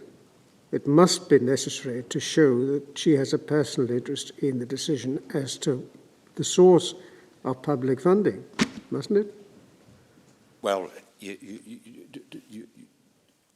your lordships have, I hope, have my submissions in relation to that, and the interest in ultimate payment, which I've made. May I just very briefly... Yes, I'm sorry, we've been shipping a lot of questions your way. You must be given a chance, Mr. Perry, my Lord, I hope to finish before 4 o'clock, but no, my Lord, I am going to finish. But let me assure you that you will. Yes, I know. And, my Lord, may I say this, that it may be, because we've covered a lot of ground, I will just be adopting some of my written case in relation to some of the other, but those points that need reference to the documentation, if I may just deal with those. The final point in relation to the judgment, my Lord, is page 602, because your lordships will see at the bottom of 602, the defence clearly submitted that there was no evidence that the accused had taken a decision in favour of himself or his relative, so that there is no offence. And the court finds that the defence interpretation of conflict of interest is flawed. And it was in that context that the court then addressed the meaning of conflict of interest. And it says that the strict wording of the enactment is such that the elements of the offence are proved when the public official takes part in any decision-making process in which his relative has a personal interest, and the substantial shareholding would cause one to have a personal interest. And then it deals with various definitions, and at the bottom of the page it's making the point, even where there is no such undue influence, or there may not be such influence. And going over the page at 604, the offence is committed as soon as the accused places himself in such situation, and it's referring to the ingredients of the offence, where his public duty clashes with his personal interest or appears to a reasonable man to so clash. the appearance of influence or perception of bias is sufficient to constitute the conflict of interest. So the point that's being made here is if you proved the ingredients, you don't need to show actual bias, that a decision was taken. And the intermediate court went on to say that the elements of the offence had been proved. So that's what we say in relation to that. The difficulty, I think, is that that passage has been taken as standing in isolation, suggesting that that apparent bias, the appearance of bias, is enough. Yeah, well, without the ingredients. But, my lord, it's also to be read in the context of what appears at the bottom of page 602, which is it was being suggested you need to show actual favour, and that's not right. That's why we included in the bundle Pinochet number 2. Everyone knows that case, but it didn't matter that Lord Hoffman's connection to Amnesty International was even through another company, the charitable organisation that was connected to Amnesty. He had an interest in the decision. He had a personal interest in the decision, and the way it was put was that was an exclusionary interest. No one called into question his good faith or suggested that he would decide the case anything other than conscientiously, but that's it. And that's the point, I would submit, that is being made by the intermediate court. So we set out, I won't repeat it, but just for your lordship's note, we summarise the intermediate court's findings at paragraph 30 of our written case, which is at 1530 of the record. Page 603, it might be said that there is potentially significant slippage in the reasoning of the intermediate court at the top of the page, where they refer to the wording of the enactment taking part in any decision-making process in which the relative has a personal interest. So that's referring to the personal interest in the decision. But then they say having such a substantial shareholding in MedPoint would cause one to have a personal interest in that company, slipping from interest in the decision to interest in the company. And then what follows? Yes. It's a discussion of interest in that sense. But my lord, what I would say in relation to that is that this, of course, comes after they've addressed each of the points in relation to the offence. This was, in effect, an obiter dictum at the end of the case, addressing a point made about the need for favour. My lord, may I very quickly go to the decision of the Supreme Court and just make some submissions in relation to that. I'm very conscious of the time, and I hope I can deal with this economically. It's at volume 3 of the record at page 1240 is where it begins. And if I may, just pick up the judgment at 1245. Your lordships know that there were other grounds of appeal which were dismissed in relation to limitation, sentence, and the cabinet document, but the first relevant ground of appeal for the purposes of our submissions is at 1245, which is ground 4, and this was that it was not participation in any proceedings relating to a decision. Your lordships will see that from the top of 1245, and 4 lines down from the top. The main thrust of the argument is that the appellant's signature constituted a mere administrative act which approved a proposal or recommendation made by other officials of the Ministry of Finance in furtherance of decisions already taken. And then at the bottom of the page, they refer to the ordinary dictionary meaning of decision and proceedings. And then they reject this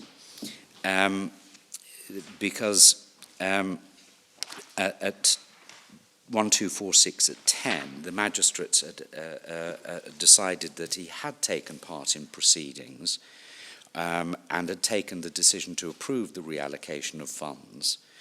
And the court says they've gone through the evidence before the trial court, and then they set out various aspects of the evidence, emphasizing the importance of the decision. And then at C, the use of any proceedings of the Act suggests those words are meant to be given a wide interpretation to encapsulate any category of proceedings, including a single event. Had it been the intention of the legislature to exclude merely procedural or administrative acts, this undoubtedly would have been specified. And then D, at any rate, we're not persuaded by the argument that the appellant's signature constituted a mere administrative act. Having regard to the facts of the present matter, we're of the view that it's the effect or consequence of his act which need to be analysed, and we would respectfully support this aspect of the Supreme Court's judgment and the reference to the decision of the Ninth Circuit Court of Appeal in Selby. So that's the in effect the substance of the decision, which we respectfully agree. And then the court then goes on to deal with the grounds 2 and 3, beginning at 1248. Ground 2 concerned the meaning of personal interest, as we see at 1248. And then they deal with the decision of the learned magistrates at 1249. And after the indented quoted passage, we have to admit that this is where we begin to struggle with the reasoning of the learned magistrates. The first difficulty we have is their inference that the appellant's sister had a direct personal interest in whatever decision affecting Medpoint from the mere fact of her being a shareholder and a director, as rightly submitted for the appellant, failed to recognise Medpoint was a separate and distinct legal entity and have conflated Medpoint's interests with those of the appellant's sister. And then there's reference to the well-known authorities. And the essential reasons are at the top of 251. The wording of 13.2, the wording of 13.2 is not concerned with any remote interest, and it clearly relates to such personal interest of a relative which may accordingly give rise to a conflictual situation confronting the public official. B, although a relative may have an interest as shareholder, he would have no personal interest in a decision of government to allocate funds to a company which is in law a different entity. And we submit that it cannot have been the intention of the National Assembly to enact a provision that could so easily be circumvented by drawing a distinction between the corporate identity of Medpoint on the one hand and the respondent's sister on the other. Then they address the personal interest point, the one that we were discussing. Fine funds, but to approve the reallocation of funds which had previously been earmarked, and the magistrates failed to make that crucial distinction. And there's that point about the urgency, confirms the trial court's misconception that funds had to be identified, whereas the decision was rather one of reallocation. And there's no evidence to support the finding that they would not have been able to pay Medpoint. So within the financial year. Within the financial year, yes. And then, But just on the financial year point, Am I right in thinking that that was really just a concern of the government, that it use monies from a particular budget which was available in that financial year? It wasn't to do with any tax interest of the company itself. No. At the trial, there was a point that was raised which the intermediate court said the prosecution couldn't rely on about a future advantage, and I'm not going to seek to go into that, my Lord. So from the company's point of view, it didn't matter if it was paid in 2010 or 2011 or at some point thereafter? Yes. I'm content for your lordships to approach it on that basis, because the prosecution were not permitted to pursue that particular a particular point, but I'm content, my Lord, to approach it on that basis. Yes, thank you. The point, the point that was being made by Mr. Yip, who was the senior director at the Ministry of Finance, was, the way he put it, was a decision had to be taken to get the funds. And I just want to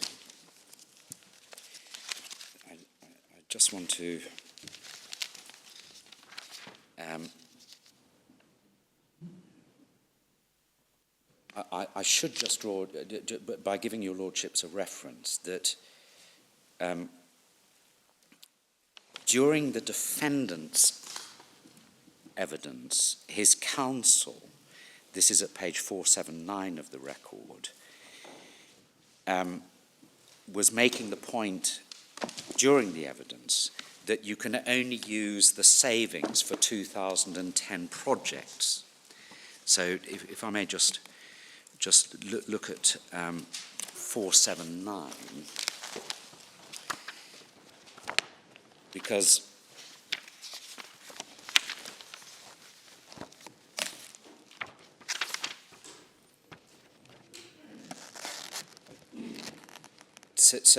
this was defence counsel objecting to the way that it was being put, because he was saying the National Geriatric Hospital is a project of 2010, and you can only use the rupees, the 400 million for 2010 projects. So it was saying that this, and that reflected the evidence. You could only use these savings for 2010 projects. It couldn't go over, But that's just if it has to come out of the Ministry of Health funds. That's not saying you only get paid if you're paid in 2010.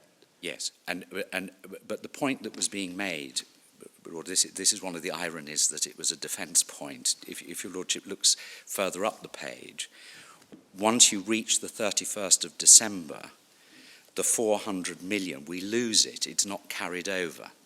That was the reflection of the evidence.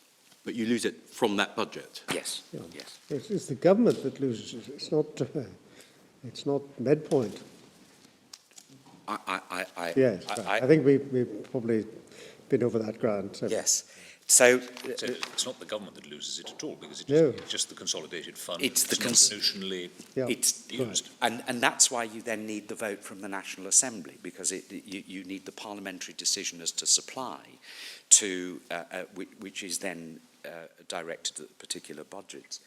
But Lord, the other. The other, perhaps I may just turn to the other grounds of appeal. The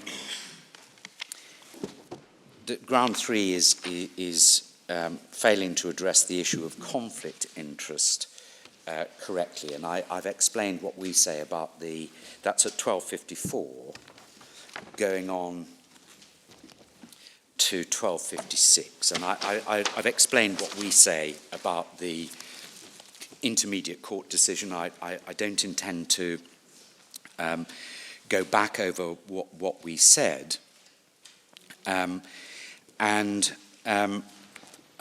we don't accept that the magistrates criminalised apparent conflicts of interest. The section is concerned with establishing the ingredients of the offence which the magistrates found proved. Then ground one at 1256 was that the submission on behalf of the respondent was that the offence was one of that the magistrates had treated it as an offence involving strict liability, and I've made our submissions in relation to that, and your Lordships know that we make 2 points. First of all, we don't accept that's the way the magistrates did analyse it, and secondly, we accept that it's mens rea in the conventional sense of intention or recklessness, and the ingredients of the offence were in fact made out on the facts. So the mens rea point we've addressed in our written case in any event, but there is an additional point in relation to the mens rea point, the so-called halfway house point. And our short submission is, if you've got full mens rea, you don't need a halfway house, because it adds nothing save for confusion, because you either have to establish a state of mind, and the halfway house, which has been identified in Canada, New Zealand, and certain states in Australia, is nothing to the point here. But your Lordships will see that the way the Supreme Court dealt with it with respect to the Supreme Court at 1265 was that they said that the learned magistrates had been in error in 2 material respects on the issue of mental element. A is they treated it as an absolute offence, which I would submit on a fair reading of the decision, they did not treat it as an absolute offence. Then they wrongly construed Section 13.2 as precluding the appellant from establishing that he had acted in good faith, which, for reasons that we've explained in our written case, you don't need. And your Lordships will know that we take no issue with the analysis of Permanent Justice Mr. Justice Ribeiro of the Hong Kong Court of Final Appeal. I say we take no issue with it. The halfway house or the intermediate mens rea point has not found favour in this jurisdiction. But it just doesn't arise in this case, because once we've acknowledged it was put in the alternative in any event by counsel on behalf of the respondent. So that deals with the position in relation to the halfway house. And the 1269, the court is addressing in the middle of the page the respondent's previous conduct when he had declared his conflict at Cabinet.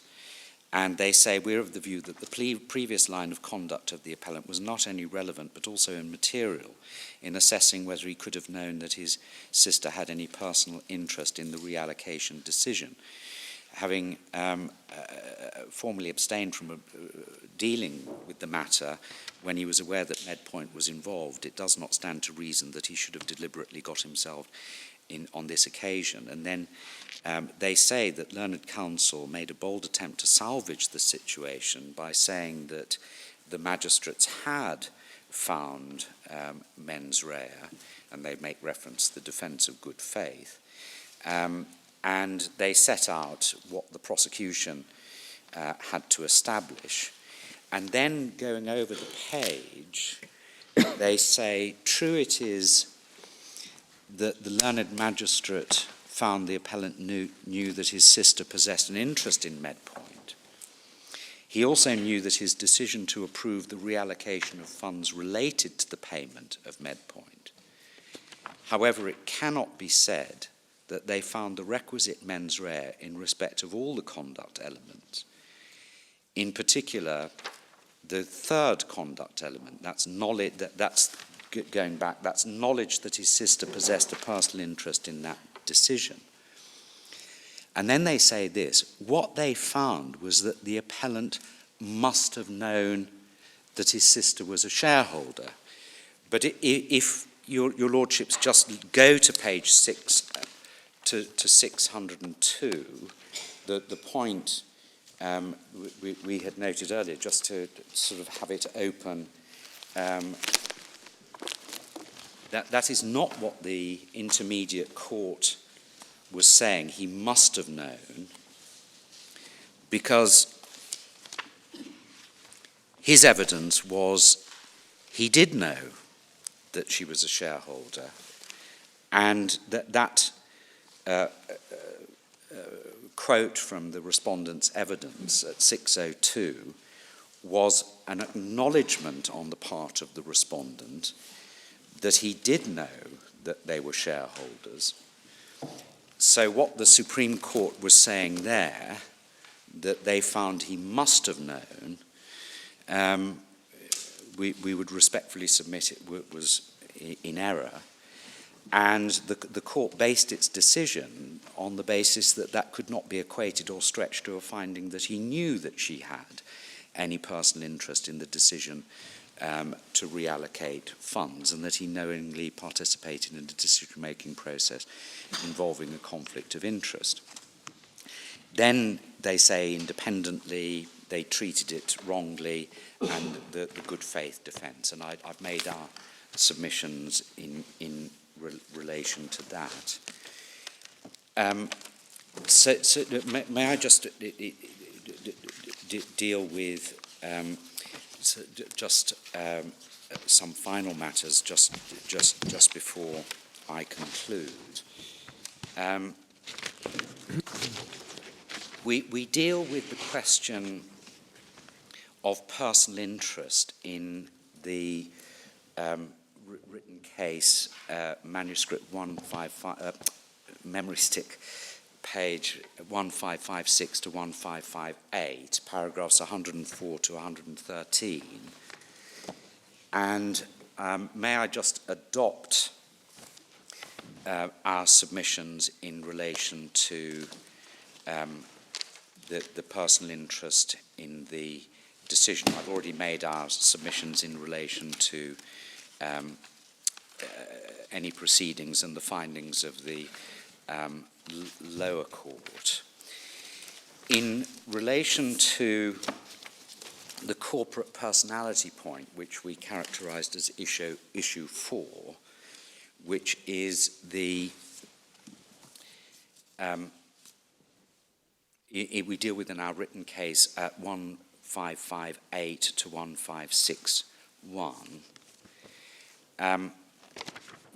We submit that the Supreme Court, with respect, was wrong to say that no direct personal interest could arise where a decision affected a company, and this is to confuse property rights with interests for the purposes of Section 13(2) and represent an artificially narrow approach to the statutory language. And it also creates a tension between the operation of Section 13(1) and 13(2), because there would be circumstances in which you would be required to disclose an interest for the purposes of 13(1), but not excluded from decision-making in 13(2), which we would submit would be curious, given the purpose that underpins both.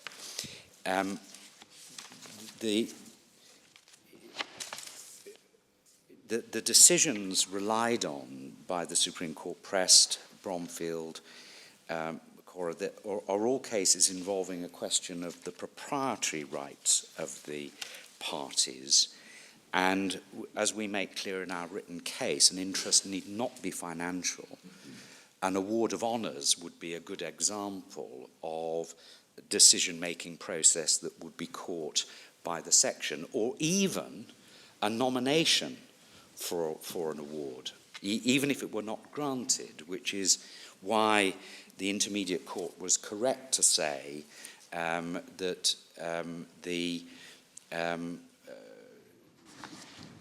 it wasn't necessary to show favour. If you were involved in the proceedings that led to the nomination, and it was a relative, or most likely be a relative rather than associate, then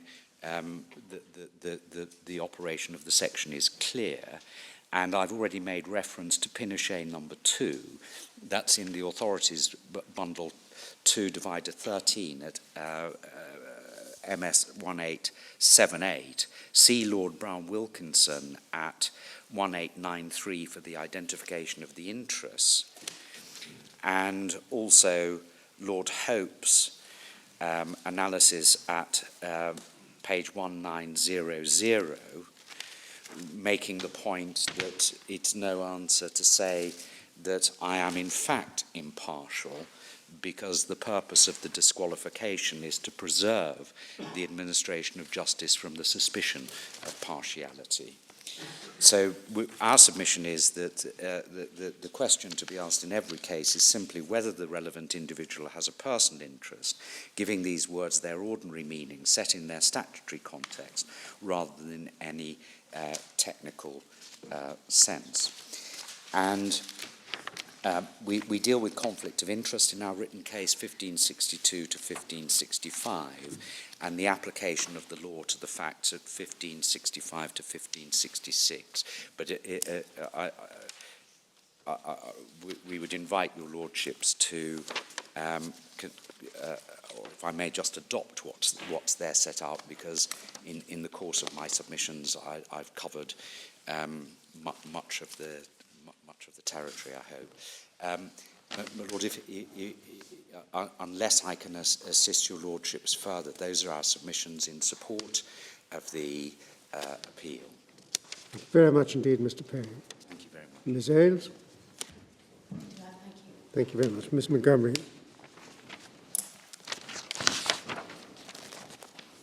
My Lords, I propose to deal with the construction of the phrase personal interest, and then to look at the evidence in this case to make good the criticisms that the Supreme Court made of the magistrate's decision, both that the respondent's sister had a personal interest in the particular decision charged, and also the suggestion that they made some positive finding about his state of mind and knowledge of that personal interest, because in my submission it's clear they did not.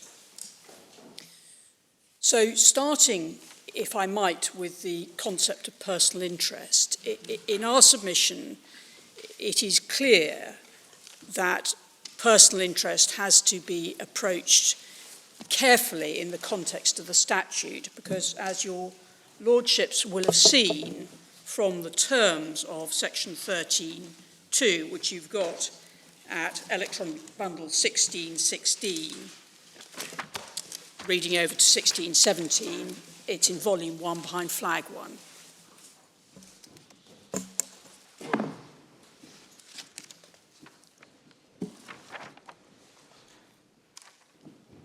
Yes? Clearly, personal interest in that context has to be assessed, bearing in mind that one is dealing with decisions that may be taken, as was the case here, by ministers or members of the National Assembly, and therefore one can't read interest too widely, because if we take an example, if somebody has a policy interest in a subject, or possibly even a political interest in a subject, he can't be regarded as having a personal interest in it in the sense that's intended here, given, as is clear from the heading, this is intended to deal with conflicts of interest where personal interests collide with public or political interests. So if we take the Lord Hoffman example, I accept personal interest won't necessarily be limited to economic or financial interests, but if you're going to say it will include, say, for example, campaigning interests to combat crimes against humanity, if a minister, before he goes into office, has campaigned in relation to the need to outlaw torture and then accedes to office, he continues to have a personal interest in that subject. He couldn't possibly be disqualified from promoting legislation or voting on it. And so one has to take some care in making sure that the word personal does enough work so as to exclude the possibility of any old interest being caught in a way that would destroy a vibrant political country such as Mauritius, where, as is the case with the respondent, he's a member of the National Assembly, he's a member of the executive, and therefore one has to take some care in saying, well, if it's non-financial, it has to be something that is personal as opposed to public or policy related. So it's qualified by the heading, effectively. It must be a conflict. Yes. It must be a conflict situation of some kind. Exactly. What we were saying about Lord Hoffman's position then, was that a personal interest? I would say not a personal interest in the context of this. It would be regarded as a policy interest. And so if Lord Hoffman had been a minister, had been out of office, had been in the amnesty chair position, had gone into politics, there's nothing that would have prohibited him in a sense that would give rise to conflict. It's a different test. It's a different test. So I'm not denying Mr. Perry's point that it includes non-financial interests. Honours is probably a good example, but one's got to be very careful in dealing with non-financial interests. And if I may say so, Mr. Perry has fairly conceded that this was in fact a financial case, that they're not saying it's an interest other than a financial one. But just to bring it home to the circumstances of this case, if the respondent had campaigned for the establishment of geriatric hospital before taking office, you would say that that would not constitute a personal interest. Indeed. It would be a policy position yes. that he had taken, yes. but it wouldn't necessarily involve her. Correct. As indeed his partners in coalition had done. He entered into a coalition with a party that had as one of its campaign promises in that parliament the establishment of a national geriatric hospital. And so even before he entered government, that had been the proposal that was being put forward. And I think we've got the policy paper here in the volume before your lordship that set out that had indeed been the basis on which the campaign had been run. It's at 702 in volume 2.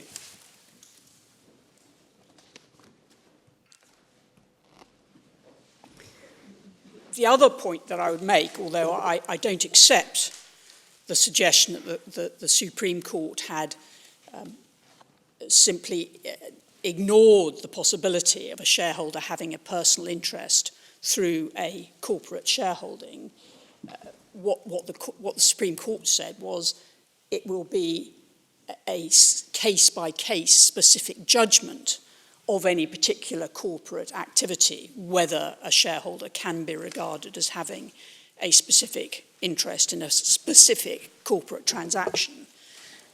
But in any event, whilst we've got 13.2 in front of us, as you can see, where the public official has an interest, a significant interest in the company, then any transaction by that company is likely to be covered by 13.2 because of the definition of associate. So if he either controls or has a 30% shareholding in a company, then 13.2 will prohibit that company from, or that will constitute that company as giving rise to a prohibition on the public official taking any part in relation to the decisions in connection with the company. The point that was being taken in the intermediate court was a much more straightforward one. It was saying, well, look, if you're saying of this section it's intended to stop dealings by corporates where somebody has a relevant interest, the way it's done that is by prohibiting dealings with corporate associates, therefore companies that can be regarded as creatures of the public officer, and you shouldn't then be charging the relative having a shareholding in the company where the company itself wouldn't be an associate of the minister.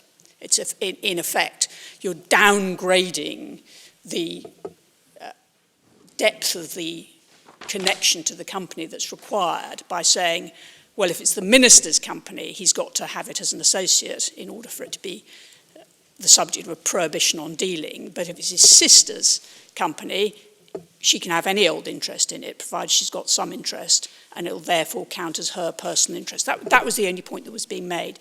It's correct as a matter of the language of the Act, but as the Supreme Court said, actually, each case is going to be fact sensitive. There may well be cases where a sister's shareholding in the particular circumstances can give rise to a personal interest. There will be other cases where it simply can't. If the respondent had been involved in the decision to award Medpoint the contract, Yes.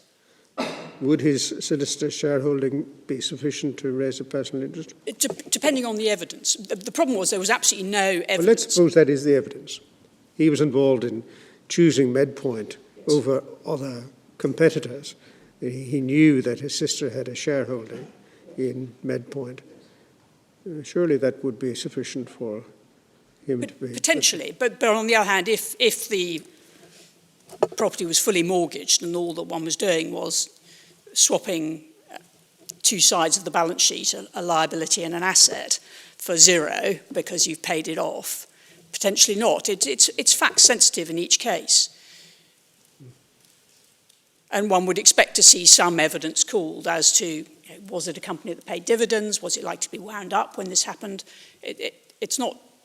Well, whether it was likely to be wound up or whether it paid dividends, there surely is some advantage to a shareholder in obtaining a very lucrative contract, at least absent contradictory evidence.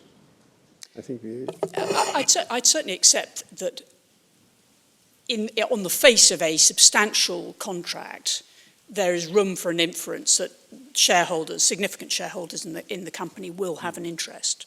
Right. But obviously, as your lordships know, that's simply not the case here. Not only do we submit the sister had no possible interest in the particular decision that was taken, the company didn't.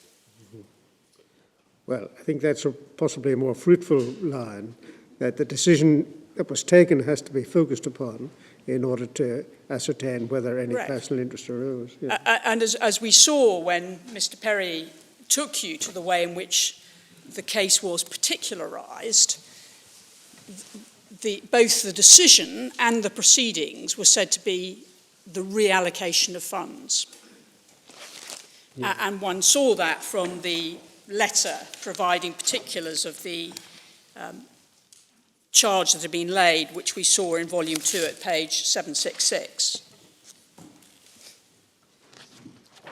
So the decision was the approval of the reallocation, and the proceeding was the course of action to reallocate funds. It didn't and hadn't been charged as a case which related back to the decision to award the contract or make the payment in 2010. And it couldn't, could I? mean, I put that suggestion, but actually it has to be a decision which a public body is to take. Yes. So there's got to be something in there. Yeah. I mean, you can't relate back to a exactly. decision which has been taken. Yeah. And the vital point is that so far as the respondent's concerned, it was accepted as a matter of evidence that it had nothing to do with any of the process that had led up to the award of the contract. His first engagement with it came on the 23rd of December when the memo seeking approval of reallocation came before him.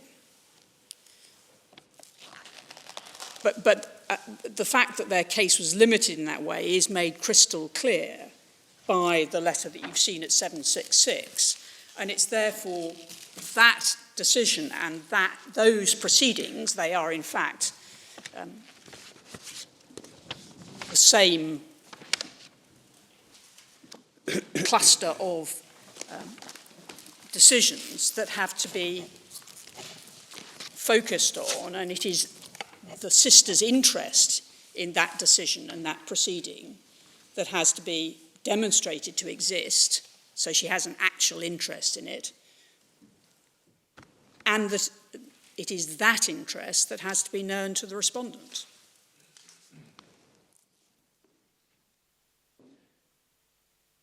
And on that, we submit it fails on all the tests. Firstly, she can have no personal interest in the accounting treatment, because that is what effectively reallocation involves. She can have no personal interest in the accounting treatment that is accorded to the payment that is to be made. Because, as Mr. Perry has again pointed out, there aren't in truth any separate funds. Government assets are held in a consolidated fund. For accounting purposes, they may be treated as being ascribed to the lottery or to the Ministry of Health. But the reality is that, as in most cases in the UK, the payment actually comes from a consolidated fund. The question of reallocation is simply a question of accounting treatment.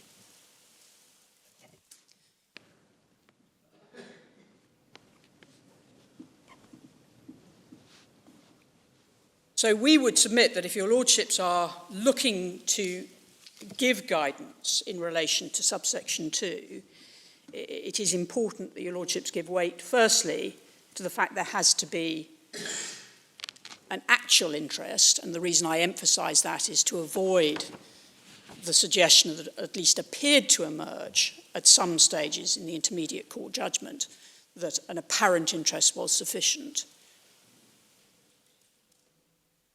We would submit reference to cases on apparent interest, and Porter McGill is simply unhelpful because it distracts attention from the real question, which is there a real interest in this case? Of course, Porter McGill was concerned with apparent bias. What you would presumably say is that the informed observer who's contemplated by Porter McGill in subsequent cases must be aware of the factual position before the question of suspicion of bias arises. And in this case, your case is, as I understand it, that the informed observer would be alive to the circumstance that this was merely, as you put it, an allocation of funds to meet a contractual obligation. And on that basis, the question of apparent bias you submit does not arise. Indeed, but the reason that I suggest that it's unhelpful to think about apparent bias is obviously apparent bias will often incorporate circumstances where the informed observer will only know what is effectively in the public domain and therefore may not be aware that hidden behind is an explanation that reveals that, apparent though the bias appears to be, it does not in fact exist in practice. And that's the danger, that clearly that would not But I think there is a risk of conflating apparent bias and apparent interest. Because if the informed observer is proceeding on the basis of an assumption that there is an interest when none in fact exists, then I'm rather doubtful, without thinking a lot more about it, that would give rise to a species of apparent bias. However, we needn't get too distracted. No. As long as one is clear that, and I don't believe Mr. Perry to argue to the contrary, that in 13.2 having an interest means actually having an interest as opposed to appearing to have an interest, then there's no problem. As I say, I've already made the point that you have to give some careful weight to the requirement that it should be a personal interest by reference to the heading and conflict of interest.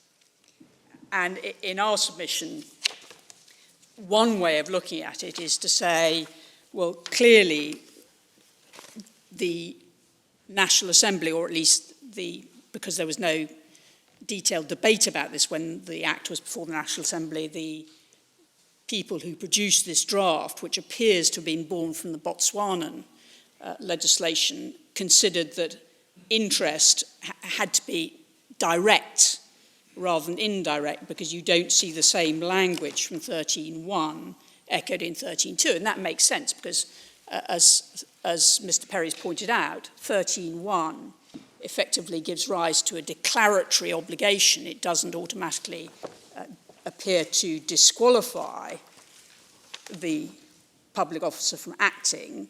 It is subsection 2 that gives rise to the exclusionary obligation that excludes him from taking a decision. And so one would expect 1 to be wider than 2.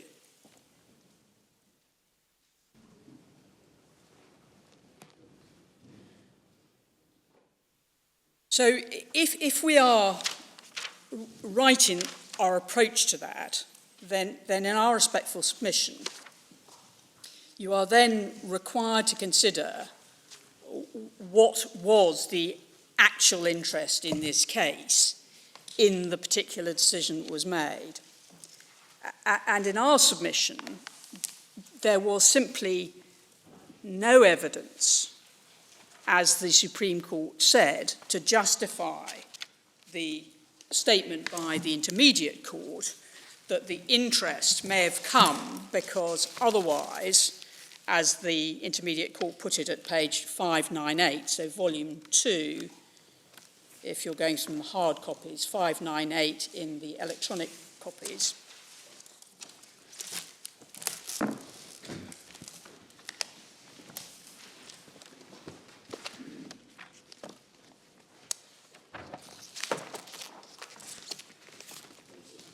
The Supreme Court were right to criticise this statement. It's clear, according to the Intermediate Court, that if no source of funds had been identified, the government would not have been able to pay within fiscal year 2010. And the only evidence that Mr. Perry's been able to point you to is the evidence that it wouldn't have been able to pay in fiscal year 2011, which is entirely a different state of affairs. The evidence of Mr. Yip and of Mr. Jugnauth, and indeed of the other officials, about the budget sum not being available in 2011 was evidence, if it had been the case, that it couldn't have been paid under the Ministry of Health's 2011 budget because that was already fully used. It didn't assist in any way in suggesting that there was any difficulty in identifying a source of payment. The default source was the lottery fund payment that had already been approved. And what was being sought was permission not to use that default, but instead to use the identified savings that were available. Is that a convenient moment? Yes, it would. Yeah, we'll sit again at 2 o'clock.